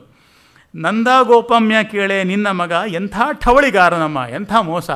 ಅವಳು ಹೇಳ್ತಾ ಇದ್ದಾಳೆ ಏನಂತೆ ಅಂದರೆ, ನಾನಿಲ್ಲಿ ಇದರ ಮೂಲಭೂತವಾಗಿ ಅದು ಏನನ್ನು ಕಮ್ಯುನಿಕೇಟ್ ಮಾಡುತ್ತೆ ಅಂತ ಅನ್ನೋದಕ್ಕಿಂತ ಹೆಚ್ಚಾಗಿ ದಾಸರು ಅಲ್ಲಿರುವಂಥ ಆ ಒಂದು ಪದಗಳ ರಚನೆಯ ಮತ್ತು ಅದರ ಸಿಂಟ್ಯಾಕ್ಸ್ ಇದೆಯಲ್ಲ, ವಾಕ್ಯ ರಚನೆಯ ವಿನ್ಯಾಸ, ಅದನ್ನು ಗಮನಿಸಬೇಕು. ಏನದು ಅಂದರೆ, ನೋಡು ನಿನ್ನ ಮಗ ಏನು ಮಾಡ್ದ ಅಂದರೆ, ಹಣವ ಕೊಟ್ಟೇನೆಂದು ಗುಣದಿಂದ ಎನ್ನ ತಂದು ಬಾ ದುಡ್ಡು ಕೊಡ್ತೀನಿ ಅಂತ ಹೇಳಿ ಕರ್ಕೊಂಡು ಬಂದಂತೆ. ಹಣವ ಕೊಟ್ಟೇನೆಂದು ಎಷ್ಟು ಸಂತೋಷ, ಎಷ್ಟು ಚೆನ್ನಾಗಿ ಮಾತಾಡಿಸ್ದೆ ಗೊತ್ತಾ. ಗುಣದಿಂದ ಎನ್ನ ತಂದು ಹಣವ ಕೇಳಿದರಲ್ಲಿ ಎಲ್ಲೋ ದುಡ್ಡು ಕೊಡ್ತೀನಿ ಅಲ್ಲಿ ಕೊಡೋ ಅಂತಂದರೆ, ಹಣವ ಕೇಳಿದರಲ್ಲಿ ಹಣವೇ, ತಡೆಯಲಾರದ ತಲ್ಲಣವೇ, ಕುದುರೆ ಮೇಲಿನ ಪಲ್ಲಣವೇ, ಇಲ್ಲ ಬಾಯಿಗಿಟ್ಟ ಬೊಕ್ಕಣವೇ ಹೋಗೆನ್ನುತ್ತಾನೆ. ಇಲ್ಲಿ ಇದು ಯಾವುದೂ ಕೂಡ ಅರ್ಥಕ್ಕೋಸ್ಕರ ತಂದಿದ್ದಲ್ಲ. ಅರ್ಥವಿಲ್ಲ, ಸ್ವ ಅರ್ಥ ಇಲ್ಲ ಅಂತ ಬಂತಲ್ಲ, ಇದೆಲ್ಲ ನಿರರ್ಥಕವಾದ ಒಂಥರದಲ್ಲಿ ನಾವು ಇಂಗ್ಲೀಷ್ನಲ್ಲಿ ನಾನ್ಸೆನ್ಸಿಕಲ್ ರೈಮ್ಸ್ ಅಂತಲೇ ಒಂದಿದೆ. ಅದನ್ನು ಕೇವಲ ಆಟಕ್ಕೋಸ್ಕರ ತರುವಂಥದ್ದು ಇದೆಯಲ್ಲ, ಈ ಪದ ಆಟ ಆಗುವಂಥದ್ದು. ಕೊಪ್ಪಾನೆ ಕೊಟ್ಟೇನೆಂದು ಒಪ್ಪಿಸಿ ಎನ್ನ ತಳೆದ, ಕೊಪ್ಪಾನ ಕೇಳಿದ್ರಲ್ಲಿ ಕೊಪ್ಪ, ಊರ ಮುಂದಿನ ತಿಪ್ಪ, ಕೇರಿಯೊಳಗಿನ ಕೆಪ್ಪ, ಕೆರೆಯೊಳಗಿನ ಹುಳಿ ಸೊಪ್ಪ ಹೋಗೆನ್ನುತ್ತಾನೆ. ಇದೆಲ್ಲ ಈ ಪದಗಳನ್ನು. ಬಳೆಯ ಕೊಟ್ಟೇನೆಂದು ಬಲುಮಾತಿನಲ್ಲಿ ತಂದ, ಬಳೆಯ ಕೇಳಿದರಲ್ಲಿ ಬಳೆಯೇ, ಊರ ಮುಂದಿನ ಗೆಳೆಯೇ, ಗದ್ದೆಯೊಳಗಿನ ಕಳೆಯೇ, ಕೈಕಾಲ ಹಿಡಿದು ಸೆಳೆಯೇ ಹೋಗೆನ್ನುತ್ತಾನೆ. ಈ ಬಾಲಪ್ರಾಸಗಳೆಲ್ಲ ಇರುತ್ತಲ್ಲ, ಅಲ್ಲಿ ಪ್ರಾಸ ಯಾಕೆ ಬರುತ್ತೆ ಅಂತಂದರೆ ಏನೋ ಬಹಳ ವಿಭಿನ್ನವಾದದನ್ನು ಹೇಳೋದಕ್ಕೆ ಅಂತ ಅಲ್ಲ. ಎಲ್ಲವೂ ಕೂಡ ಅಲ್ಲಿ ಬರುವಂಥದ್ದು ಮೂಲಭೂತವಾಗಿ ಅದು ಒಂದು ಆಟ ಆಗಬೇಕು ಅಂತ. 1, 2 ಬಾಳೆಲ್ಲ 2 ಇನ್ನೇನೇನು ಸುಮಾರೆಲ್ಲ ಇರುತ್ತೆ. ಶಿಶುಪ್ರಾಸಗಳೆಲ್ಲವೂ ಕೂಡ ಶಿಶುಪ್ರಾಸಗಳು ಕಿವಿಯನ್ನು ಗಮನದಲ್ಲಿ ಇಟ್ಕೊಂಡಿದ್ದೇ ಹೊರತು ಅದು ಯಾವುದೂ ಕೂಡ ಮೂಲಭೂತವಾಗಿ ಅದು ಅರ್ಥವನ್ನು ಅಥವಾ ಏನೋ ಒಂದು ಸಿದ್ಧಾಂತವನ್ನು ಮಂಡನೆ ಮಾಡೋದು ಅಂತ ಆ ಥರದ್ದಲ್ಲ. ಆ ದೃಷ್ಟಿಯಿಂದ ನೋಡಿದಾಗ ದಾಸರ ದಾರಿ ಯಾವ ಥರದ್ದು ಅಂದರೆ ಅವರ ಅಭಿವ್ಯಕ್ತಿ ಅನ್ನುವಂಥದ್ದು ಮೂಲಭೂತವಾಗಿ ಅದು ಏನೋ ಒಂದು ಅರ್ಥದ ಕಡೆಗೆ ಕರೆದುಕೊಂಡು ಹೋಗುವ ಹಾಗೆ ಅನಿಸುತ್ತೆ. ಹೇಗೆ ಅಂತಂದರೆ ಅದನ್ನು ವಿಮಾನದ ಚಲನೆಗೆ ಹೋಲಿಸಬಹುದು. ವಿಮಾನದ ಚಲನೆ ಪ್ರಾರಂಭ ಆಗುವಂಥದ್ದು ಈ ಗಟ್ಟಿ ನೆಲದ ಮೇಲೆಯೇ ನಿಧಾನವಾಗಿ ವೇಗವನ್ನು ಹೆಚ್ಚಿಸ್ಕೊಳ್ತಾ ಹೋಗುತ್ತೆ. ಆದರೆ ಅದು ಒಂದು ಸಲ ಟೇಕ್ ಆಫ್ ಆಯಿತು ಅಂತ ಅಂದರೆ ಆಕಾಶದಲ್ಲಿ ಎಲ್ಲೆಲ್ಲಿ ವಿಹಾರ ಮಾಡುತ್ತೆ ಹೇಳೋದಕ್ಕೆ ಬರೋದಿಲ್ಲ. ಹಾಗೆಯೇ ದಾಸರ ಕನ್ನಡ ಕೂಡ, ದಾಸರ ಭಾಷೆ ಕೂಡ, ಹಾಡು ಕೂಡ ಪ್ರಾರಂಭದಲ್ಲಿ ಈ ನೆಲದ ಮೇಲೆ ಸಂಚಾರ ಮಾಡೋಕ್ಕೆ ಶುರುವಾಗುತ್ತೆ. ಆದರೆ ಅದೊಂದು ಸಲ ಟೇಕ್ ಆಫ್ ಆಗಿ ಹೋಯಿತು ಅಂತ ಅಂದರೆ ಅದು ಎಲ್ಲೆಲ್ಲಿ ವಿಹಾರ ಆಗುತ್ತೆ, ಏನೇನು ಮಾಡುತ್ತೆ ಹೇಳಕ್ಕೆ ಬರೋದಿಲ್ಲ. ಹಾಗಾಗಿ ಒಂದು ದೃಷ್ಟಿಯಿಂದ ನೋಡಿದಾಗ ದಾಸರ ಅಭಿವ್ಯಕ್ತಿ ಅಂತನ್ನುವುದು ಬೇರೆ ಅಲ್ಲ, ಅವರು ಹಾಡಿದ್ದು ಬೇರೆಯಲ್ಲ, ಬದುಕಿದ್ದು ಬೇರೆಯಲ್ಲ. ಹೇಗೆ ಬದುಕಬೇಕು ಅಂತಂದರೆ ಬದುಕೆಲ್ಲವೂ ಹಾಡಾಗಬೇಕು. ಬದುಕೆಲ್ಲವೂ ಹಾಡಾಗಬೇಕು ಅಂತಂದರೆ ಆ ಬದುಕು ಅನ್ನುವಂಥದ್ದು ನಾಮದೊಂದಿಗೆ ಸೇರಿಕೊಳ್ಳಬೇಕು. ಪ್ರತಿಯೊಂದು ಕ್ರಿಯೆಗಳೂ ನಾಮವಾಗಬೇಕು ಅಂತನ್ನೋದು. ಕೃಷ್ಣ ಎನ್ನಬಾರದೆ ಅಂತ ಹೇಳಿದ್ರಲ್ಲ, ಮಲಗಿದ್ದು ಮೈ ಮುರಿದೇಳುತ್ತಲೊಮ್ಮೆ ಕೃಷ್ಣ ಎನ್ನಬಾರದೆ, ಸುಳಿದಾಡುತ್ತಾ ಮನೆಯೊಳಗಾದರೂ ಒಮ್ಮೆ ಕೃಷ್ಣ ಎನ್ನಬಾರದೆ. ಇಲ್ಲಿ ದಾಸರು ಎಲ್ಲ ಕ್ರಿಯೆಗಳನ್ನು ತರ್ತಾರೆ. ಎಲ್ಲ ಕ್ರಿಯೆಗಳನ್ನು ತಂದು ಆಮೇಲೆ ಹೇಳುವಂಥದ್ದು ಏನಪ್ಪ ಅಂದರೆ, ಮೇಲು ನೋಟಕ್ಕೆ ಇಲ್ಲಿ ನಾಮ ಮತ್ತು ಕ್ರಿಯೆಗಳು ಅಂತ ಬೇರೆ ಬೇರೆ ಅನಿಸುವ ಹಾಗೆ ಅನಿಸುತ್ತೆ. ಆದರೆ ಅವೆಲ್ಲವೂ ಕೂಡ ಸೇರ್ಕೊಳ್ತಾ ಕ್ರಿಯೆಗಳೆಲ್ಲವೂ ನಾಮವಾಗುವುದು. ಆಮೇಲೆ ಅಂತಿಮವಾಗಿ ಇಡೀ ಬದುಕೇ ಸಾಧನೆಯಾಗುವಂಥದ್ದು. ಅಲ್ಲಿ ಸಾಧನೆ ಅಂತಂದರೆ ಇಷ್ಟು ಗಂಟೆಯಿಂದ ಇಷ್ಟು ಗಂಟೆವರೆಗೆ ಅದೊಂದು ಲಿಮಿಟೇಷನ್ ಅಂತ, ಇಂಥ ಕಡೆ ಮಾಡಿದ್ರೆ ಇಷ್ಟು ಸಮಯದಲ್ಲಿ ಮಾಡಿದ್ರೆ ಅದು ಟೈಮ್ ಟೇಬಲ್ ಭಕ್ತಿ ಅಲ್ಲ. ಅದು ನಮ್ಮದು ಸಾಮಾನ್ಯವಾಗಿ ಟೈಮ್ ಟೇಬಲ್ ಭಕ್ತಿ ತಾನೆ. ಆದ್ದರಿಂದ ಇದನ್ನು ಬಹಳ ಮುಖ್ಯವಾಗಿ ಮಾಡಿದ್ದು ಅಂತಂದರೆ ದಾಸರ ಸಾಧನೆ. ಹಾಗಾಗಿ ಇವತ್ತು ನಮಗೆ ದಾಸರು ಯಾಕೆ ಬಹಳ ಪ್ರಧಾನವಾಗಿದ್ದಾರೆ ಅಂತ ಅಂದರೆ, ಒಂದು ಗಮನಿಸಬೇಕಾದ್ದು ದಾಸರ ಹಾಡಿನ ಸ್ವರೂಪ ಯಾವ ಥರದ್ದು ಅಂದರೆ, ದಾಸರು ಅನ್ನುವಂಥದ್ದು ಹೇಗೆ ಅವರ ಹಾಡು ಪಾಡೇ ಆಯಿತು ಅಂತನ್ನೋದು. ಅರ್ಥವನ್ನು ಹೇಳುವ ಹಾಗೆ ಕಂಡರೂ ಕೂಡ ಆ ಅರ್ಥವನ್ನು ಮೀರುವುದರ ಮೂಲಕ ತಮ್ಮ ಕರ್ತೃತ್ವವನ್ನು ನಿವಾರಣೆ ಮಾಡಿಕೊಂಡ್ರು. ದಾಸರಲ್ಲಿ ಕಂಡುಬರುವ ಅಂಕಿತ ಇದೆಯಲ್ಲ, ಅಂಕಿತ ಏನಪ್ಪ ಅಂದರೆ, ಅಂಕಿತ ಕೂಡ ಅವರ ಕರ್ತೃತ್ವ ನಿವಾರಣೆಯ ಒಂದು ಸಂಕೇತ. ಅದು ನಾನು ಹೇಳದೆ ಅಂತ ಅಲ್ಲ, ಇದನ್ನು ಪುರಂದರ ವಿಠ್ಠಲ ಹೇಳ್ದ, ಇದನ್ನು ಆದಿಕೇಶವ ಹೇಳ್ದ, ಅವನು ಮಾಡಿದ್ದೇ ಹೊರತು ನನ್ನ ಸ್ಥಾಪನೆ, ನನ್ನ ಕಾಪಿರೈಟ್ ಅನ್ನುವಂಥದ್ದಿಲ್ಲ. ಆದ್ದರಿಂದ ಈ ಎಲ್ಲವನ್ನೂ ನಿರಾಕರಣೆ ಮಾಡಿಕೊಂಡವರು ಆ ಥರದ್ದು ಒಂದು. ಈ ದೃಷ್ಟಿಯಿಂದ ನೋಡಿದಾಗ ದಾಸರ ಹಾಡುಗಳು ಅಂತ ಅಂದರೆ, ದಾಸರು ಯಾವುದನ್ನು ಕೂಡ ಭಾಷೆಯಲ್ಲಿ ರಚನೆಯಾಗಿ ಟ್ಯೂನ್ ಮಾಡಿದ್ದಲ್ಲ. ದಾಸರ ಹಾಡುಗಳು ಟ್ಯೂನ್ ಮಾಡುವಂಥವು ಅಲ್ಲ. ಯಾಕೆಂದರೆ ಅವು ಹುಟ್ಟುವಾಗಲೇ ಹಾಡುಗಳು. ಭಾಳ ವಿಶೇಷ ಏನಪ್ಪ ಅಂತಂದರೆ, ಇವತ್ತು ನಾವು ದಾಸರ ಹಾಡುಗಳಿಗೆ ರಾಗ ಸಂಯೋಜನೆಯೋ ಸ್ವರ ಸಂಯೋಜನೆಯೋ ಮಾಡಿಬಿಟ್ಟು ನಾವು ಅದನ್ನು ಮಾಡೋದಿದೆ. ಆದರೆ ಮೂಲಭೂತವಾಗಿ ಇದು ದಾಸ ಪರಂಪರೆಗೆ ಹೊಂದಿಕೊಳ್ಳದೇ ಇರುವಂಥ ಸಂಗತಿ. ಯಾಕೆ ಅಂತಂದರೆ, ಈಗ ರಾಗ ತಾಳಗಳ ನಿರ್ದೇಶನ ಇರೋದನ್ನು ನಾವು ನೋಡ್ತೀವಿ. ಆದರೆ ನಾವು ಪ್ರಾಚೀನ ಹಸ್ತಪ್ರತಿಗಳನ್ನು ನೋಡಿದ್ರೆ ಗಮನಿಸುವಂಥ ಒಂದು ಸಂಗತಿ ಇದೆ. ಏನಪ್ಪ ಅಂತಂದರೆ, ಅಲ್ಲಿ ದಾಸರ ಹಾಡುಗಳ ಸಂಕಲನದಲ್ಲಿ ರಾಗ ತಾಳಗಳು ಇರ್ತಾ ಇರಲಿಲ್ಲ, ಬದಲಾಗಿ ಎಂಬಂತೆ. ಈಗ ಉದಾಹರಣೆಗೆ ಏನಿದು ಅಂಜೀಕಿನ್ಯಾತಕಯ್ಯ ಎಂಬಂತೆ ಅಂತ, ಆಮೇಲೆ ಕಲ್ಲು ಸಕ್ಕರೆ ಕೊಳ್ಳಿರೋ ಎಂಬಂತೆ. ಕೆಲವು ಹಳೆ ಪ್ರತಿಗಳಲ್ಲಿ ನೀವು ತುಂಬ ಹಿರಿಯರಾದವರು ಅದನ್ನು ಗಮನಿಸಿರ್ತಾರೆ ಅಂತ ಅಂದ್ಕೊಳ್ತೀನಿ. ಅಂದರೆ ದಾಸರ ಹಾಡುಗಳು ಈಗ ಯಾರೋ ಒಬ್ಬರು ಯಾವುದಂತಂದರೆ, ಒಂದು ಜನಪ್ರಿಯವಾದ ಧಾಟಿದೆ. ಅಂದರೆ ಧಾಟಿಗಳಲ್ಲಿ ಮೂಲಭೂತವಾದ ಕೆಲವು ಸೆಲೆಕ್ಟೆಡ್ ಧಾಟಿಗಳಿದೆ. ಆ ಧಾಟಿಗಳಲ್ಲೇ ಮತ್ತೊಮ್ಮೆ ಧಾಟಿಗಳ ಪುನರಾವರ್ತನೆ ಅನ್ನುವಂಥದ್ದು ಅದರ ಮುಖ್ಯವಾದ ಲಕ್ಷಣ. ಹಾಗಾಗಿ ಈಗ ಕಲ್ಲು ಸಕ್ಕರೆ ಕೊಳ್ಳಿರೋ ಎಂಬಂತೆ ಅಂತಂದರೆ ಅಂಜೀಕಿನ್ಯಾತಕಯ್ಯ ಹೇಗೆ ಹಾಡಬೇಕು, ಮೇಲಿರುತ್ತೆ ಕಲ್ಲು ಸಕ್ಕರೆ ಕೊಳ್ಳಿ, ಹಾಗೆ ಹಾಡುಬಿಡೋದು ಅಷ್ಟೇ. ಹಾಗಾಗಿ ಇದು ಹಾಡುವಿಕೆಯ ಕಡೆಯಿಂದ ಹೇಗೆ ವಾಸ್ತವನೋ ನಿರ್ಮಾಣದ ಕಡೆಯಿಂದನೂ ಕೂಡ ಅಷ್ಟೇ. ಹಾಗಾಗಿ ಅದು ಹಾಡಿದ ಮೇಲೆ ಅಥವಾ ಅದು ಮೊದಲು ಶಾಬ್ದಿಕವಾಗಿ ರಚನೆ ಆಗಿ ಆಮೇಲೆ ಅದು ಹಾಡಾದದ್ದು ಅಲ್ಲ, ಹಾಡಿಕೊಂಡೇ ರಚನೆ ಆದದ್ದು.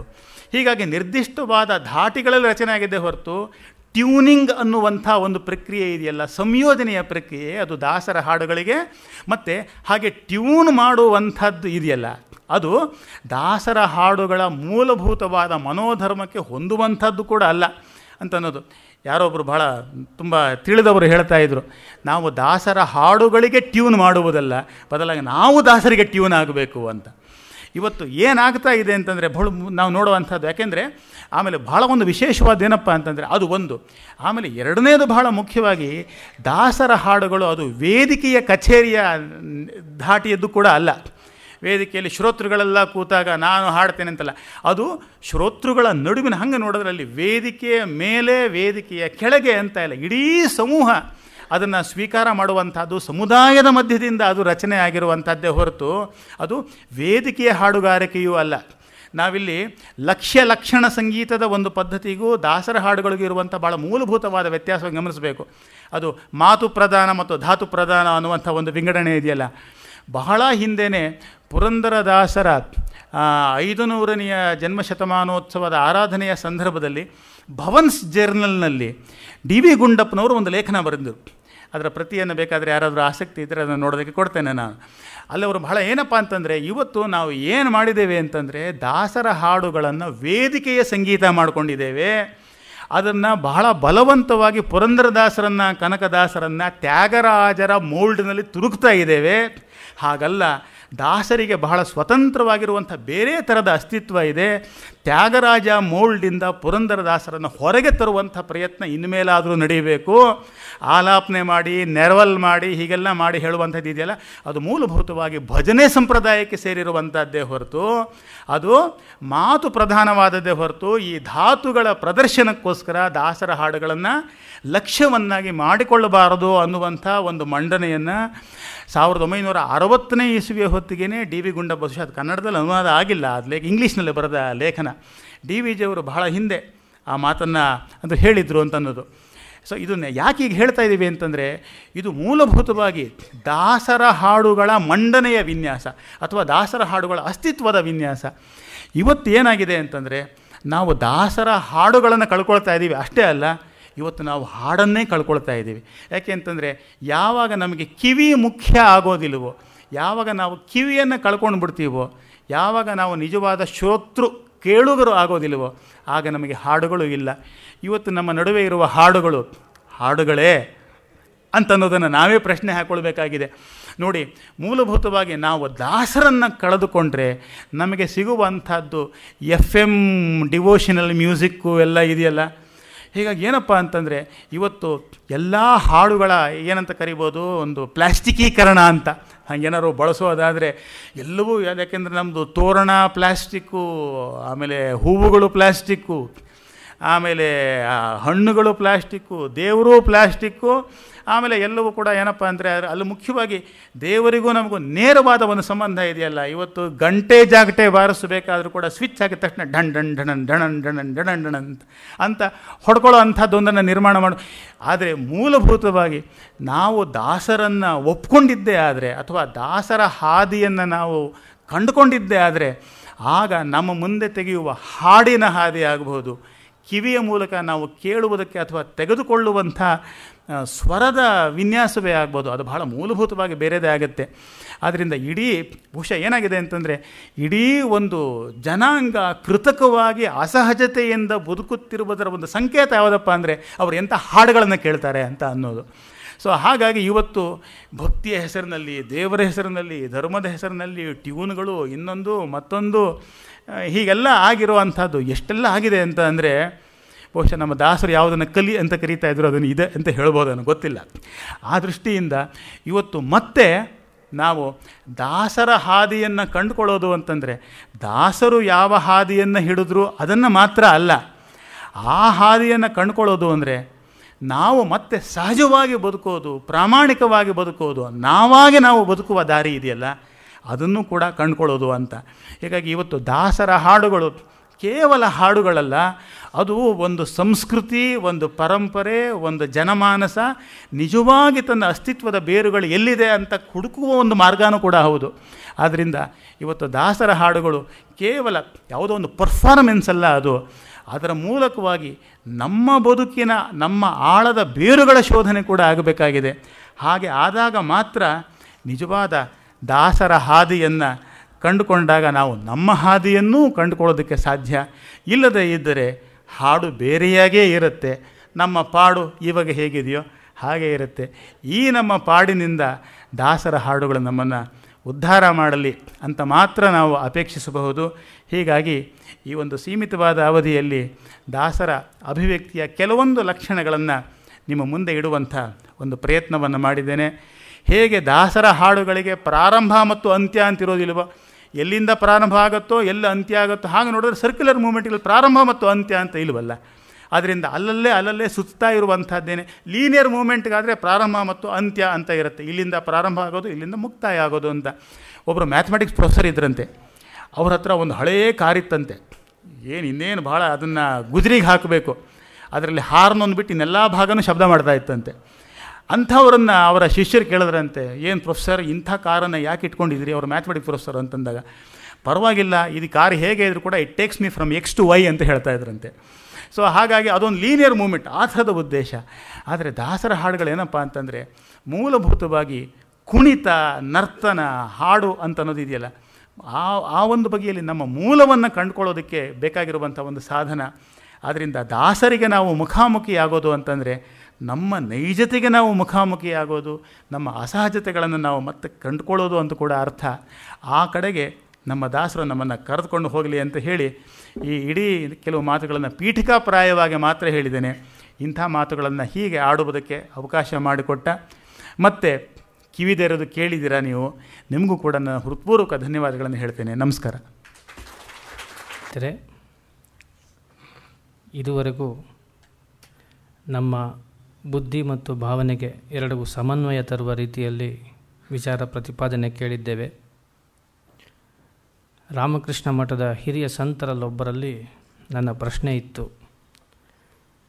ಅನೇಕರು ತ್ಯಾಗರಾಜರ ಕೀರ್ತನೆ ಆಗ್ಬೋದು, ದಾಸರ ಕೀರ್ತನೆ ಆಗ್ಬೋದು, ಅನೇಕ ಸಾರಿ ಹಾಡಿರ್ತಾರೆ, ಆದರೆ ಗುಣಭೇದ ಮಾತ್ರ ಕಾಣೋದಿಲ್ವಲ್ಲ, ಅವ್ರು ಹಾಗೇ ಇರ್ತಾರೆ, ಇದು ಹಾಗೆ ಇರುತ್ತಲ್ಲ ಅಂತ. ಆವಾಗ ಆ ಸಂತರು ಒಂದು ಮಾತು ಹೇಳಿದರು, ಪುರಂದರದಾಸರಾಗ್ಬೋದು, ಕನಕದಾಸರಾಗ್ಬೋದು, ಅವರ ಜೀವನದಲ್ಲಿ ನಾವು ಗಮನಿಸಬೇಕಾದ್ದು ಅವರ ವಿರಕ್ತಿಯಲ್ಲಿ ಇದ್ದಂತಹ ತೀಕ್ಷ್ಣತೆ. ಆ ತೀಕ್ಷ್ಣತೆ ನಮ್ಮಲ್ಲಿ ಇಲ್ಲದೇ ಇದ್ದಾಗ ನಾವು ಈ ಇಂದ್ರಿಯ ಗೋಚರವಾದಂಥ ಜಗತ್ತಿಗೆ ಅಂಟುಕೊಂಡಿರ್ತೇವೆ, ಅವರು ಆ ಜಗತ್ತನ್ನು ಬಿಟ್ಟಿರ್ತಾರೆ. ಹೀಗಾಗಿ ನಮಗೆ ಯಾವುದು ಸತ್ಯವೋ ಅದು ಅವರಿಗೆ ಕನಸಾಗಿ ಕಾಣುತ್ತೆ, ಅವ್ರಿಗೆ ಯಾವುದು ಸತ್ಯವೋ ಅದು ನಮಗೆ ಮಿಥ್ಯೆಯಾಗಿ ಕಾಣುತ್ತೆ. ಹೀಗೆ ನಾವು ಬರೀ ಗಿಳಿಪಾಠ ಮಾಡ್ದಂಗೆ ದಾಸರ ಹಾಡನ್ನು ಹಾಡ್ತಾ ಇದ್ದರೆ ಎಷ್ಟು ಸರಿ ಹೇಳಿದರೂ ಪ್ರಯೋಜನ ಆಗಲ್ಲ. ಈ ಒಂದು ಸ್ಥಿತಿಯಿಂದ ಮುಕ್ತರಾಗಬೇಕಾದ್ರೆ ನಮ್ಮ ಅನುಭವ ಮತ್ತು ನಮ್ಮ ಅಭಿವ್ಯಕ್ತಿ ಎರಡಕ್ಕೂ ಒಂದು ಸಾಮ್ಯತೆ ಬರಬೇಕು. ಇದನ್ನು ಬಹಳ ಅರ್ಥಗರ್ಭಿತವಾಗಿ ನಮಗೆ ತಿಳಿಸಿಕೊಟ್ಟಿದ್ದಾರೆ ಡಾಕ್ಟರ್ ಮುರಳೀಧರ ಅವರು. ಈ ದತ್ತಿಯನ್ನು ಆಯೋಜಿಸಿದ ಹಿಂದೂಪುರ ನಾರಾಯಣರಾವ್ ಕುಟುಂಬದ ಪರವಾಗಿ, ತಮ್ಮೆಲ್ಲರ ಪರವಾಗಿ ಡಾಕ್ಟರ್ ಮುರಳೀಧರ ಅವರಿಗೆ ಹೃತ್ಪೂರ್ವಕ ಕೃತಜ್ಞತೆಗಳನ್ನು ಸಲ್ಲಿಸ್ತಾ ಇದ್ದೇನೆ. ನಮಸ್ಕಾರ.